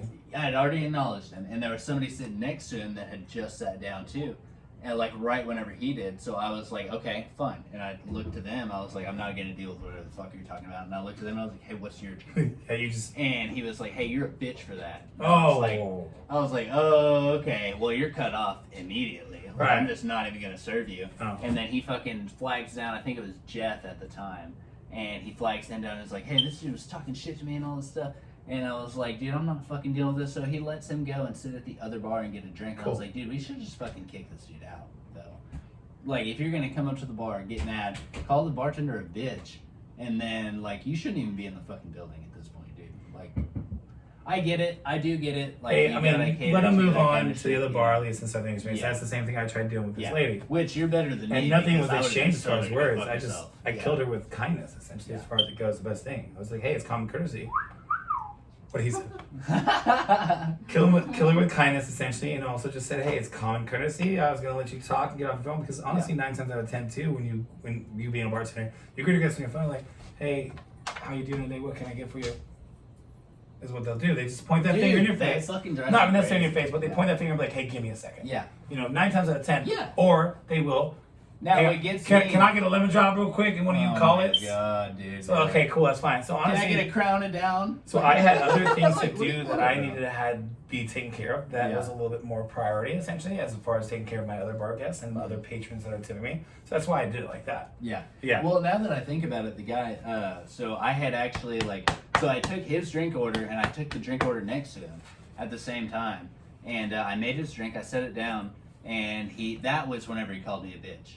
And so I fucking took his drink, dumped it in the fucking sink right there, and I was like, get the fuck away from my bar, basically. As you should, King. Yes. And so that have was whenever he both went of and them. did his whole thing, dude, or whatever, and like that's how the thing went. But I had already made him a drink. Like he had waited like maybe 3-4 minutes, and he was like, "Oh, I've been waiting here for fucking ever." Yeah, you know Like, they're yeah. like, I've been here for And 3 hours. I was like, it's whatever, bro. And I was like, dude, I'll make you your fucking drink. What do you want? And I fucking made it for him. Came back, and he was like still talking shit. And I was like, all right, fine. And fucking, I went to set his drink down, and he was like, hey man, you're a bitch for talking shit. And I was like, all right, bet. You're fucking cut Let's off go. right now, bro. Yeah, fuck you, bro. Like, that's the best part about being a bartender rather than, like, a server or anything like that is, like, you can do that shit. Like, you come up to my bar, like, you gotta expect, like, you have to play to my rules a little bit, bro. Like, when you're at a table, it's a little bit different. A little different. I mean, you still obviously don't want to be mistreated, but at that point, you go seek a manager. As a bartender, exactly like you said, I've had instances too where Yeah. someone I talks shit, and I'm never like, have a hey. bartender. I never have a manager brought to my bar. Right. Yeah, because I'm the manager of my bar. You are, and then obviously we should still seek management in certain circumstances. Excuse me, but that should escalate too, depending on the scenario. But I mean, I've had instances too where someone's like, blah blah blah, this and that, and I was like, cool, well, you don't have a drink anymore. Yes. We are done here. Yeah. Like, you can't talk to me like that. You know, pay your tab, You whatever. just can't do that. Go to the manager, now talk your shit. Manager's gonna listen for a I second, don't care blah blah who blah. you are. I don't and care then you're gonna leave. what kind of money you make or whatever the fuck you do. I've had people come in and be like, I'm Brent's daughter. Now, if you guys don't know this or anything, Brent is our owner. He is a Yes. white male with a white female wife. doesn't tip This was for a shit. very Hispanic female. Yeah. And she comes to my bar trying to tell me that she is Brent's daughter because I wouldn't serve her because she has expired ID. So I just was like, cool, I don't really care. your I ID's can't expired. legally Just, serve I you. can't legally, obviously, on top of that. She's like, well, I'm going to tell my dad. I was Grab a like, beer, babe. cool. I was like, tell your white father, who's not your father, that I pissed you Definitely off. fucking, bro. Yeah. I hope Brent watches this at some point. One day. Yeah. One day I'll get so big. Like, I'm talking like probably like 5 years. You're going to own Boomer Jacks, yeah. Oh, dude, for sure, dude. Yeah. Sure, we'll call it We Oasting talking about Jacks. I like that. Jacks, Oasting. bro. Yeah. I'll take over the company. Yeah, dude. Fuck yeah. All right, I do have to stop this recording. I have to pee. I Yeah. don't know if you have to pee. No, I can use a break. Definitely use a pee break here. We're already Ooh. So 2 hours in, right? about 2 hours in, yeah. And we're fucking rocking and rolling, bro. Oh, fuck. All right. Yeah, I can feel it. So you must be James. I am. I met you at the pool one time. Okay, You're still kind of yes. preggers, Yes. and you were doing some door dashing or something Yeah. like Uber, yeah. that. Uber, whatever, yeah. Yep, still doing it. Yeah. I was with my ex at the time. I'm no longer with that female. Okay. She's crazy. That's But yeah. good then. hanging out with No, for sure. We didn't really get to talk a whole lot though, because you stopped for a second, and then I think you had to go back and I was upset. I had to leave. I had do to some get- dashing or whatever. Yeah. I can't remember what we were doing because we were all swimming, playing pool volleyball. I think at another pool or something like that. Yeah. And then I think didn't y'all go to? Oh no, float the we did a river or trip. something? Yeah, that's what it was. Yeah. Yeah. Because all right, that's right. So our Boomer Jacks just shut down, and we all were supposed to work Sunday, or we all had essentially a job on Sunday. We're just like, well, we're unemployed. None of us are working Sunday. Like, want to get a group together and just float the river? Yeah. I think I invited him too, but y'all had Yeah. something or whatever. going on. Yeah. baby stuff or whatever. Yeah. Yeah, but it was cool. It was good. It was a good time. Yeah. Cool. Then when you came over here, crashed the hot tub. Yeah. And then I told him too. I was like, never been to your apartment. You know, I've seen your pool though. Yeah. Cool. Are you still working at another location? Or I'm still at North Arlington. Arlington there, Okay, cool. yeah. Yeah, he keeps talking about me working over there, but I don't know. I kind of don't want to. I mean, honestly, I would recommend going to Grapevine. Honestly, as far as it Yeah. goes, it's a better store. Bedford's about to open up, and they're about to do a big hiring thing. I'm like Okay. kind of I'm- tempted to check out Bedford, but They're gonna have one bar though. And they're gonna have like a Yeah. top hat style bar, and, and then they still have their like old bartenders. Mariah's- Like, Mariah's intrigued on hiring more males, which is cool, whatever, yeah. because she wants the male female Bro, dynamic. Mariah's a really good manager. No, she is. Bro. I And really like, if it came down to it, I could probably. I've known Mariah for a while. I could probably like help you get in there. But I just don't know about the one bar thing, and you know it's gonna be like 4 or 6 bartenders a night, depending on whatever the seat size is. Fuck that, bro. And then Oh. obviously we're not gonna make money for like 2 or 3 weeks. Then there's finally get settled down. But I don't know. The one bar thing is, and then it's just how many bartenders we're gonna have is my problem. You know? Yeah. That's Like what- Bedford, that or not literally Bedford. is the difference between making money and not making money. Well, like Grapevine in general, when we started there, and there was the overstaffing behind the bar, and nobody was making the money because we're literally their main bar is our patio bar, and we do that with 1, sometimes 2 people, and our main bar is usually 2 people. Bro, but I just couldn't get down with like their setup, like the way they had their well set up, and like the way they had like the beers, like the glasses behind you and shit, dude. Yeah, there was definitely some. I can't deal with that shit. There was some flaws for sure. I got to be able to easily access my stuff, bro. Yeah, now I get it. We love you, Johnny. Or fucking Bobby. Yeah. I did feel bad about leaving Bobby. Bobby was cool than a motherfucker, bro. Is that Biddy? Want to meet somebody else? Yay, Oh, he's Biddums! Biddy girl! Gosh, she's so sweet, dude. No. Hi, baby. We might have to go get her a teeter thing She is tomorrow cute, because though. she was kind of thinking to fit a little bit. Little smiley girl. I But think she's she good really now. is teething hard though. Yeah. Poor baby. I think that's why she's so upset lately. Yeah. Poor baby. And it's not even like a lot of upset, you know? It's just a little bit more than She's normal. like mad. Because she's such a good baby, though. Yeah. But she gets like for real mad. Yeah, she Yeah, does. mad, I think it's like, only when in she's pain hungry, mad, though. Yeah. Or, Well, yeah. Whenever her mouth is hurting, I guess. yeah. She's Mouth so cute hunt- though, dude. Mouth hurting and hungry is a bad combination Yeah. for a little She's baby. precious though, dude. Yeah, she is. Yeah, he hasn't seen her yet. Is it not? Aw. No, I haven't brought her out. I mean, unless That's true. Uh-huh, I took her to a couple of parties. yeah, I know you did. I'm sure you did. Biddums. I'm so glad you're in a better mood Hey, now. baby. Look at this little dude. Look at this little girl right here, bro. Hey, what's going on? Who's that, huh? Yeah. No, she definitely doesn't have my hair. She doesn't have my eyes anymore Yeah. either, bro. Yeah, they're trying. She's gonna be a mini me. She's literally not gonna look like me at all. That's I not mine. have all the dominant It's genes. Alan's baby. Yeah. Yeah, the dominant features. Yeah, well, the brown and brown hair, brown Brown, eyes is brown. dominant gene. So That's good. Yeah. yeah, You're so precious, so you're gonna act like me. That's what it's gonna be. You're gonna look like mom and act like me. And and shit. act goofy. Are you gonna act goofy like Yeah, daddy, you're huh? fucking pretty goofy too, baby. I love you. Oh. Oh, how cute. Say He's hi. like, did he kiss me? Yeah. Oh Say man. hi. Okay, so we are getting this pizza going. Yeah. Thank you, YouTube, for still fucking being here.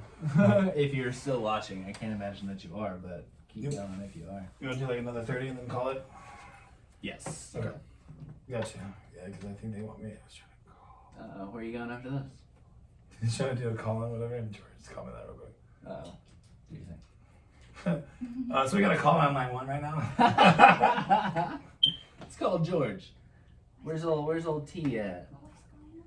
They're all together right now. This is shit. off record, right? No, well, it is now. Yeah. Well, I mean, kind of no, but yeah. You can edit that, whatever. It's a though, and they're all together right now. I think they're at McCullers, and George's been my homie for a long time, man. But Crystal is just this young, dumb, 22-year-old naive bitch, and I say that word lightly. Yeah. George is 32, so like 10 years, her senior, excuse me. Mm-hmm. We were ragging on him earlier because he has a brother that graduated the same year that his girlfriend does now. Oh. So I was like, hey, did you go to your brother's high school graduation? Just wishing the bank. And just pick one out. Yeah. She was so interested. She was just staring at y'all. Bro, I bet she would for real like sit here and like do the podcast with us, honestly. But yeah, it's just that's a rough situation, and they're just toxic for each other. Hey, so I did have one idea real quick. I think if we do another podcast, I was like, I want to be like, this podcast is brought to you by Kylie for donating these coasters that you took from her. What is it, Kylie? Kylie gave it to Natalie as a gag gift. Nice. Okay, cool. Yeah. Right. I was gonna say like straight up like fucking thank you Natalie for the fucking coasters. You can, man. We'll do it. All right, and this episode is brought to you by Natalie for donating these coasters that have blow on them. Out of the move. Mm. We'll always remember you. The quote unquote move. Yeah. Yeah, that's what we'll call it. Yeah. So the oven is preheating. We do have pizza coming. I don't know if you want to stick around for the pizza, but we're about to probably wrap this one up before too terribly long. Because we've had my boy over here on for at least 2 hours, right?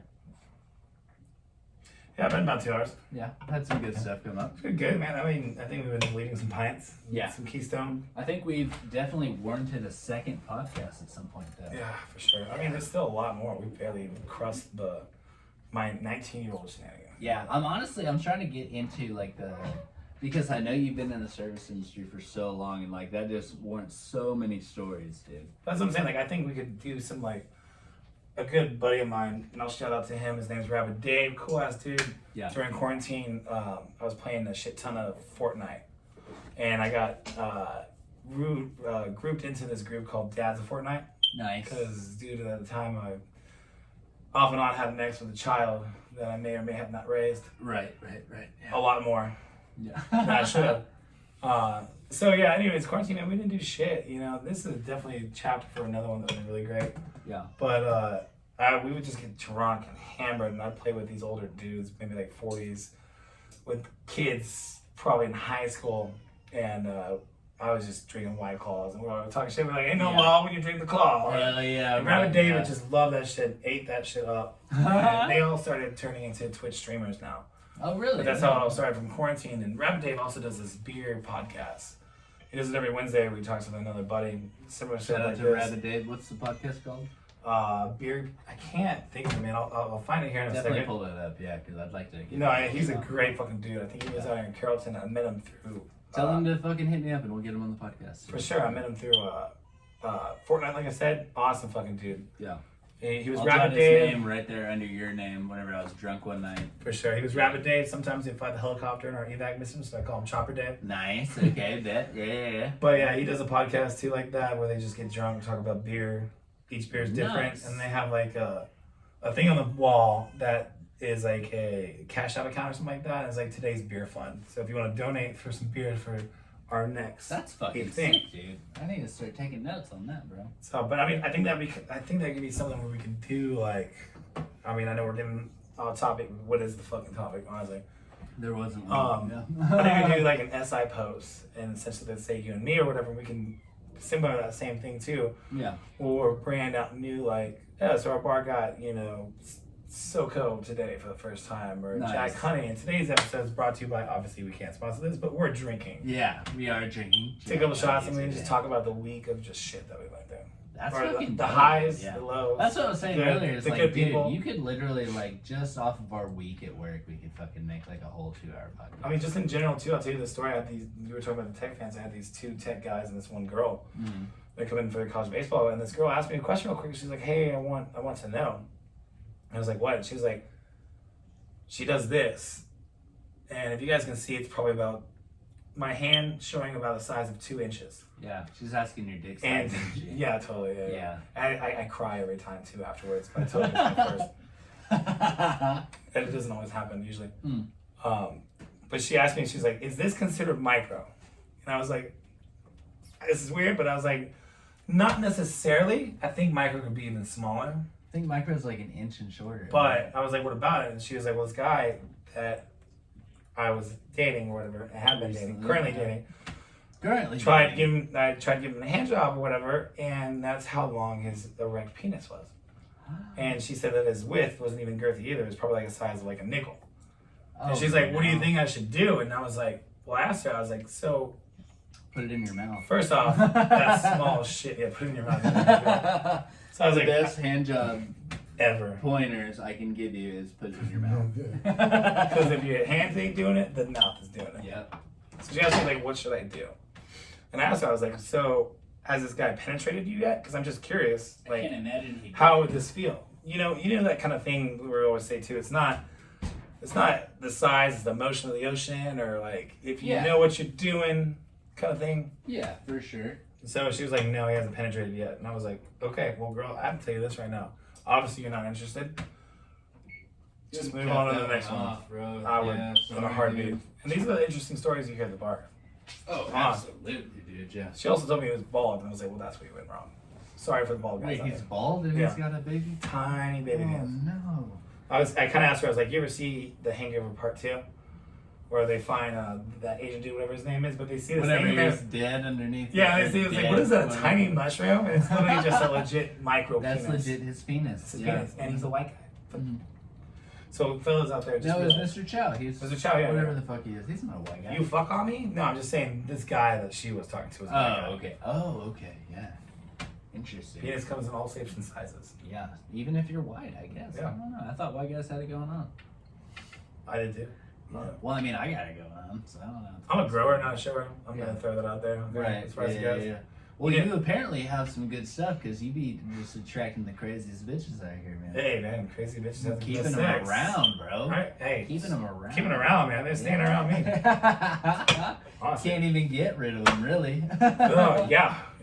I'm beating them off with sticks, apparently, something like that. Beat 'em But up I with do your want to give dick. one more I mean, shout out to my ex. The day I broke up with her, she told me that I'm the hottest girlfriend that I'm ever gonna have, and I'm never gonna date anybody hotter. You know, you immediately got like a way hotter girlfriend. Exactly, and it didn't even take like 2 days. And I don't even hate you. Like, I don't hate your ex. I'm not gonna name drop her right now. I'm not either. We're I not talking still about like that. her and everything, but like, the fact that she said that. That's just terrible. It is Yeah. terrible. You know Like, what? How you gonna put that evil on somebody? Well, here's hey. At the end of the day, man, I definitely upgraded for sure. Not that that matters, but I Yeah. upgraded amazingly, tenfold. Yeah. She's smart, beautiful, funny, everything my ex wasn't, and she's way hotter. Yeah. And my ex went and dated a midget toe. And those are actually words out of her mouth. It was guys. also in the middle of some legal action. Yeah, he's kind of in a very rapey scandal right now. Yeah. Yeah, and I'm not going to hush You could about it because probably it's true. find it. Yeah. You could probably find it somewhere on, I would imagine, Facebook or some other. I would name drop it, I don't feel like it, but you could probably figure it out if you know Yeah. what's up. Yeah. And it is If true. you're watching this podcast, you probably know what's going on. And it's true, guys. I'm telling you, it's not made up. Those allegations are Just very based on wrong. that fucking conversation we had yesterday with Well, the guy said yesterday that there's actually 6 legit court cases on him. Yeah, dude. 6. Yeah. Ladies and And gentlemen, not that, just but one, he's two. a fucking witness to it, bro. Yeah. Like, he's not hiding it in the slightest. No. That's crazy to me. Maybe you're gonna be a fucking weirdo. You're gonna be fucking creepy and like do some weird shit, bro. Like, at least like try and fucking like not do it in public at the least, maybe. And like maybe I honestly don't know because I'm not that. I'm not that creepy, person. I'm not. You know, so I don't know how to be. Shit, I don't even think like if I wanted to be outlandish once, let's say, Bro, I I'll would do bro, it I once, have but I'm not going 5 to continue it. sisters. They would fucking bury me. They would fucking Oh. destroy me, bro. They would fucking slice me into pieces if I ever did anything like that, bro. I'd be so fucked. I'd be so fucked. I'm literally such a genuine person as If far I as it did that goes. one thing that he was talking about where he slid the hand up the Yeah. leg and shit, bro, I would get fucking like fucking disemboweled and fucking put on a fucking news, bro. I'm such a genuine person as far as it goes too. Or like yesterday before I met you at Monk, I was at social and having a couple beers real quick before I met you. Yeah. And this girl that I worked with at Northwest Highway, I almost thought to meet you at social because I knew. Did you see Daniel there? Daniel Barton, motorcycle or No. motorcycle anymore. But Daniel, the guy that comes in with David and Keith, no, Daniel, the Hispanic gentleman, older, slightly older, right? Yeah. drinks Modelo bottles. No. That's David. It's David. Oh, I don't Yeah, say. I'm thinking of Daniel, the guy that drinks double Grey Goose with soda and lemon. I don't think I know that person. He's my regular. I don't think I know that person. Yeah, I don't know if he fucks Still with there? anybody else. Yeah. Yes, this girl just in general, coworker of mine from another Boomer Jacks when we were dispersed, and she's a sweet lady. She's met my current girl and everything like that. But just in general, what I was gonna say is, I see her real quick as they were leaving. She's already kind of obliterated. She told me it was her birthday. I was like, cool, let's go Buzz Rumble. So I was like, all right, I got one round of Rumble real quick. Yeah. It's 4:30, guys. It's okay. It's after 2 o'clock. Is it not 5 o'clock anymore? I don't know. I think if you're taking Rumble around 2 o'clock, Well, you're probably gonna go to somewhere. jail. I heard, you know, yeah. We take a round, and then she's like, tell Joe not to take fucking Rumble. right, no, Joe, this motherfucker takes a car bomb, but instead of Jameson, he puts a Rumble in it. So we all take a Rumble together with her friend, and then she decides to buy another round of Rumples, and then she takes that, and I'm like, whoa, 2 back-to-back Rumples, 5 minutes, and it's not cool. Still daylight outside. Yeah. I just realized that after that, she just gets obliterated. Oh, and I try to make sure that they're okay, but also it's just kind of annoying dealing with some drunk bitches, you know. Love you, by the way. Sorry if you're hearing this. Yeah, no, yeah. I mean, he got drunk. But they're he got drunk outside bitches or something, yeah. waiting for an Uber, and she has to go all the way back to her house.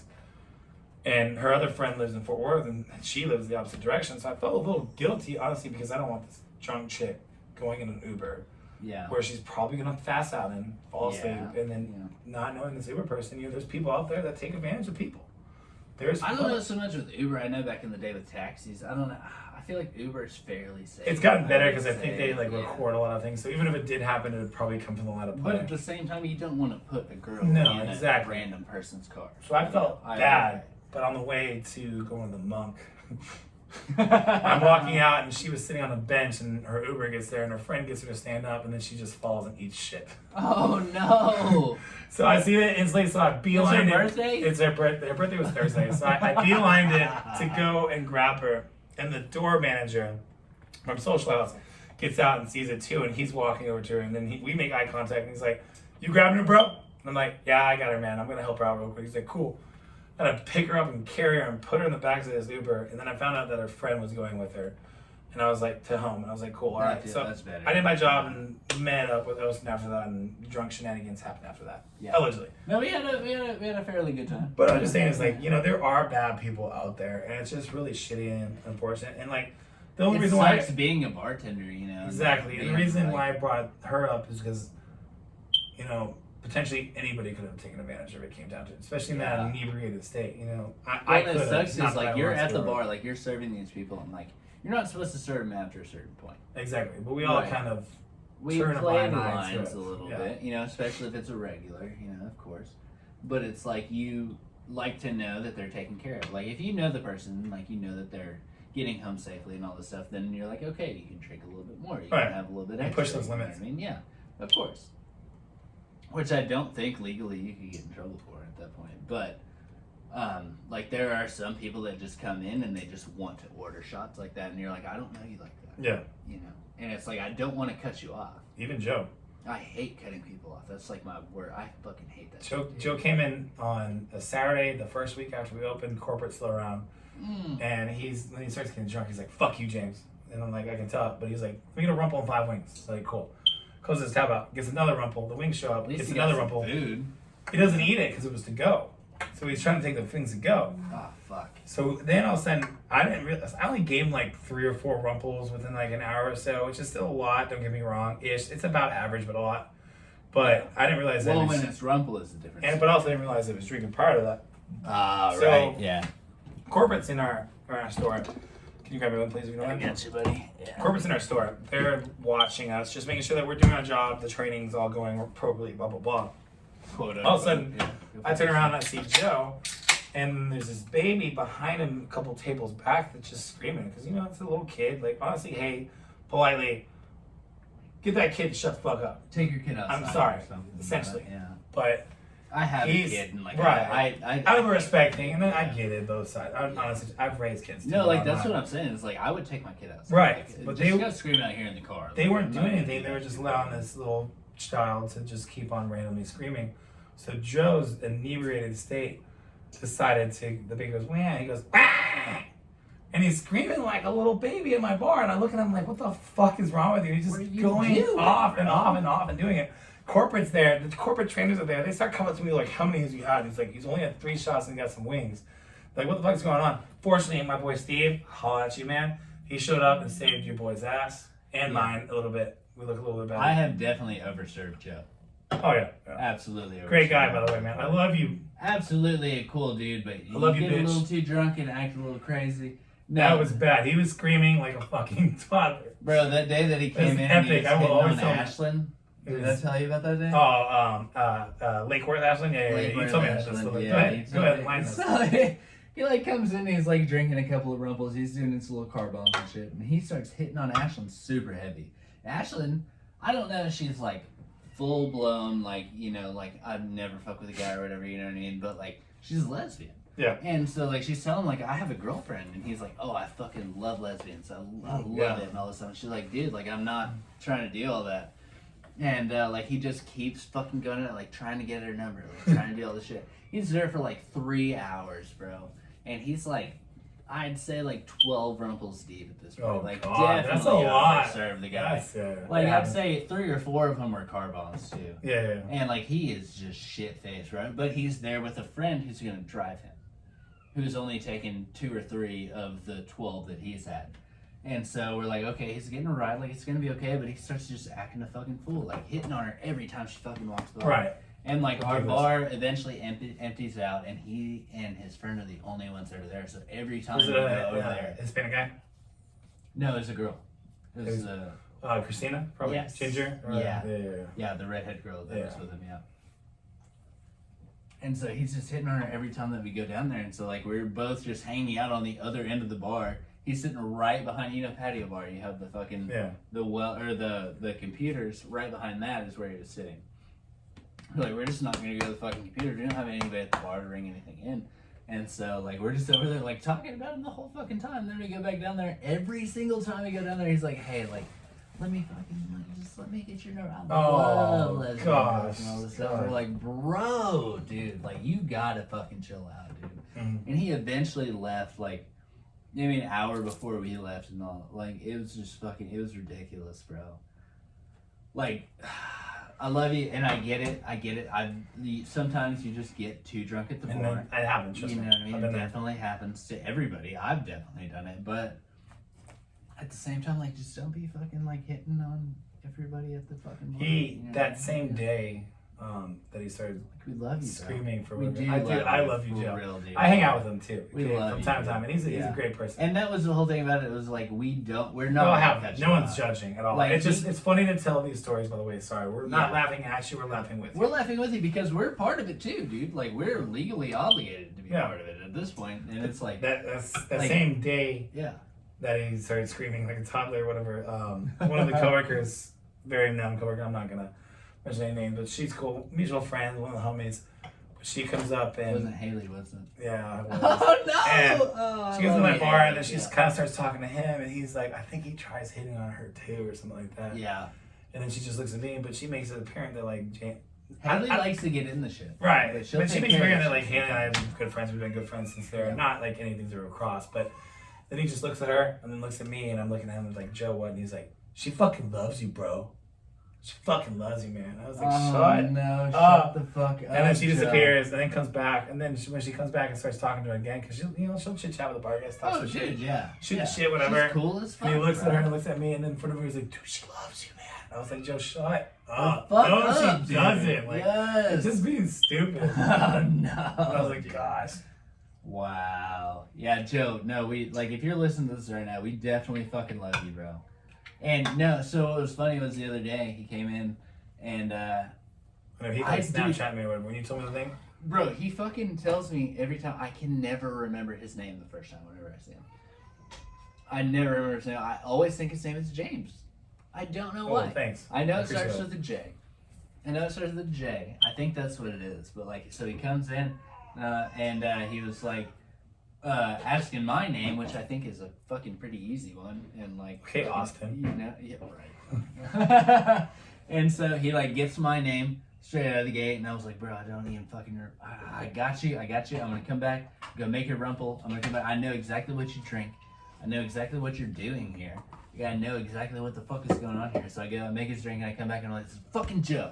It's fucking Joe. And he was like, all right, okay, cool. Well, I'm in a hurry. We're gonna get a couple of drinks. He has a couple, and then he's like, hey, tell James whenever he comes in, because I knew you came in that night, because I checked hot schedules. He was asking who was coming in after. and he was like, "Hey, tell James this." He was like, "Just give him this look." And he was like, and that's what the fuck I did to you whenever you came out that day. I know, you're like, hey, Joe said this. I was Yeah. like, fuck. And you knew exactly what the fuck I was talking about. Yeah. Because dude's, he's a fucking character, but he's like a really good dude, man. No, he is. I do fantasy football with him. I've done I it would for the love last to couple actually years. like sit down and drink with the dude. He's cool as shit. Like, even my new girlfriend wants to get on the league. Is he any with good us. on fantasy? He's not bad. Him and I are always like neck and neck. I was like number 1 seed the whole season this year, and Did then you win? I made 4th place. I just underperformed when it always happens. You know, Bro, I had Cooper Cup. He fucking carried my whole I had Amari season, Cooper, bro. not Amari Cooper. I'm sorry. Well, I did actually in that league, but I had three leagues. I had gosh, I can't think. Kamara, Oh, great, same. injured. Yeah, injured. 2-3 weeks, and then that time I was like, losing my spot. Came back great, didn't play. Didn't do good, yeah. You know, and I mean that happens. So you know? I had him, I had Kamara, I had Cooper Cup, I had fucking DK Metcalf, I had him in one of my leagues. which he did great at the beginning and end of the season. Yeah, but the middle was all But trash. on the in between, I had to fucking find somebody else, dude. Like my whole season was me trying to find. So last year was my first year ever playing, Yeah. and I didn't know what the fuck I was doing, so I didn't pick any running backs, which is a fucking big deal, bro. You have to have good running backs because there's only 1 to 2 on every team. And there's only fucking 32 teams, right? You know, and there's 8 dudes in this league that have 4 of them on their fucking roster. So you have to pick a good one straight out of the gate. So I picked Alvin Kamara, picked Nick Chubb. Nick Chubb's a fucking Chubb was badass, good, bro. yeah. Chubb was good as fuck throughout the whole year. And then I had fucking who the fuck did I just say? You said Cooper Cup. Cooper Cup. Okay, so He came Cooper into, Cup was my great one. Throughout the season, he carried me the entire season, bro. Like, I would be losing by, like, 20 points, you know, going into the game. And then he'd come out with, like, 30 points, 40 points, dude, every fucking game. So he fucking saved me every fucking game. I picked up. Cooper Cup, if you happen to be listening to this podcast, I fucking love you, bro. You are so fucking cool, bro. And he just looks like the coolest fucking Right. guy, you know? I picked up really late, like last round, like maybe 11 or 12, Jamari Chase. And he was a No rookie this fucking year, if I'm way, not mistaken, dude. and stuff like that. And I got him, and like I was He questionable. But lasted until the he did 11th, great. 12th round? Yeah, and he did great. Like nobody Yeah. really, like one of the leagues, people just want to pick him up because of the college he came from and stuff, and they didn't think he was going to do good. He came I from think I LSU, get it. didn't he? Yeah, Yeah. it was. How Was you it know LSU? that? Well, he played with Burrow, right? Burrow. Yeah, that was. LSU, yeah. Yeah, no, I mean he did great, but I also just kind of winged it, and I think it was between him and Kamara in all 3 of my leagues. And Well, when he picked up with fucking Burrow, bro, like that just was. the dynamic got like money, it started bro. off small or whatever, but then I think after week 3 or 4, it was like Yeah. 20 to 30 points every fucking week. And everybody was Depending on like their leagues. worried about Burrow last year because I mean he got fucking signed with the Bengals, bro. I mean, Yeah. you're gonna be fucking worried about that, dude. Yeah. And they go Super Bowl. I mean, fuck. They went to the fucking Super Bowl. I'm honestly like, I love that the Rams won. I love that the Rams won. I'm glad Matt Stafford got him one. I'm glad that fucking I wanted Aaron the Donald Bengals got him. because I Harambe honestly wanted that. wanted him to win it, dude. I was doing it for wanted him to win Harambe it. though. Harambe would have wanted it that way. Why? Because they're tigers? Or? No, because Harambe died in Cincinnati, man. All he wanted to do was play with that little kid. Oh, all you want to do is And the play white man just football comes with and that shoots little him. kid. He Yeah. shot that motherfucker, bro. Motherfucker shot him cold-blooded. Actually, I want to start a criminal investigation on the zookeeper right now who killed Harambe, okay? Has there not been one? No, I don't think so. It's a cold case. Oh, that's basically a person, bro. Yeah. That's almost more of a person than most of us, bro. Harambe was just dragging that little kid around the play. He was trying to help the kid. He fell Yeah. into the fucking pit, bro. The other fucking We should look at the parents more or less the gorilla. yeah. Oh, dude, I can't imagine if my kid fell into it. I know, it'd be some scary ass shit, but it's like, how do you get to the situation where... I would have jumped in though. I would have definitely. But you would fought have those that fucking railing, gorillas, essentially, bro. right? I don't give So a how fuck. high up would the kid be on the railing, or are you So dangling this if child? my or- kid can make it into the fucking railing, I can make it over the fucking railing. I mean, I definitely might. And I'm gonna fucking stand over that kid and fucking get my ass. That's what I was gonna say. I'll die, Let bro. it be. My child falls in at whatever age it is. Let's say 4 or 5 or something like that. Young, obviously. Yeah. Excuse me. I would then proceed to jump over the railing, Yeah. grab him, and then just curl up into a tiny little ball And hope that and you face don't my get back beat towards to death. so whatever animal it is, at whatever pen cage I'm in. Yeah.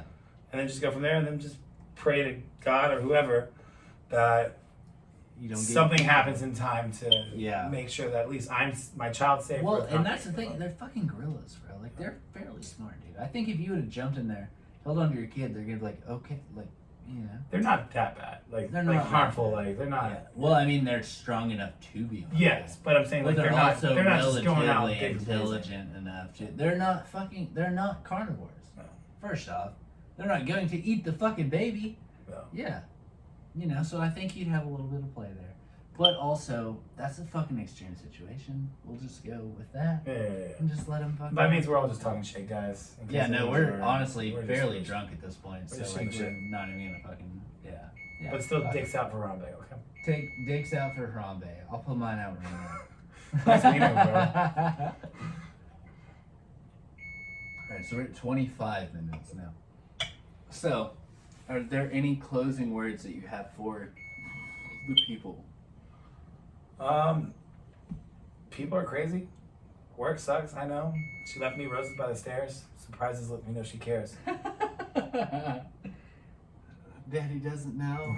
I think that was more like Blink-182. But no, as far as it goes, guys, just hey, just have fun, live a good life, and just be smart out there. And So be before- a good person too. Before we Best you leave, can. I do have to ask you But about what this is it? because this is something I've been like kind of stewing over. It's like, are you going back to your pilot school, bro? So the thing is, man, I want to get back into it, and this will be a story for next time. Yeah. Well, So that's we'll it. kind of lead off on Well, that. to as well. I want Yeah. to. My intention is to try to get back into it in April here, but Because financially, you did a lot of hours. I right? did. I have about 250, and financially right now, I just need to make sure I want to get my bank account looking a little right, so I can go back and finish up that last test that I have. How many hours do you have to have? I just need 1,500 to be a commercial airline pilot, and I have And about you're 250. 250, 300, I think, if I'm not mistaken. Yeah. And it's been a minute, so my knowledge is That must definitely. be commercial airline. Yeah, well, that's like flying for, let's say, the minor leagues of baseball, and then all of a sudden the Texas Rangers want to take you from the Frisco Rough Riders. Yeah, something like you're that. 1,200 in. And stuff Yeah, like so you're 1,500 hours in, and now you're playing for the Frisco Rough Riders, and then you do that for like 3 to 5 years, and all of a sudden the Texas Rangers are like, "Yo, come play for a bigger stadium, more fans." That's kind of the thing. Yeah. Get about 1,000 in, and Delta's like, all Yeah. right, we'll take you. Yeah. So I was kind of getting into that, but it's just still trying to recover financially.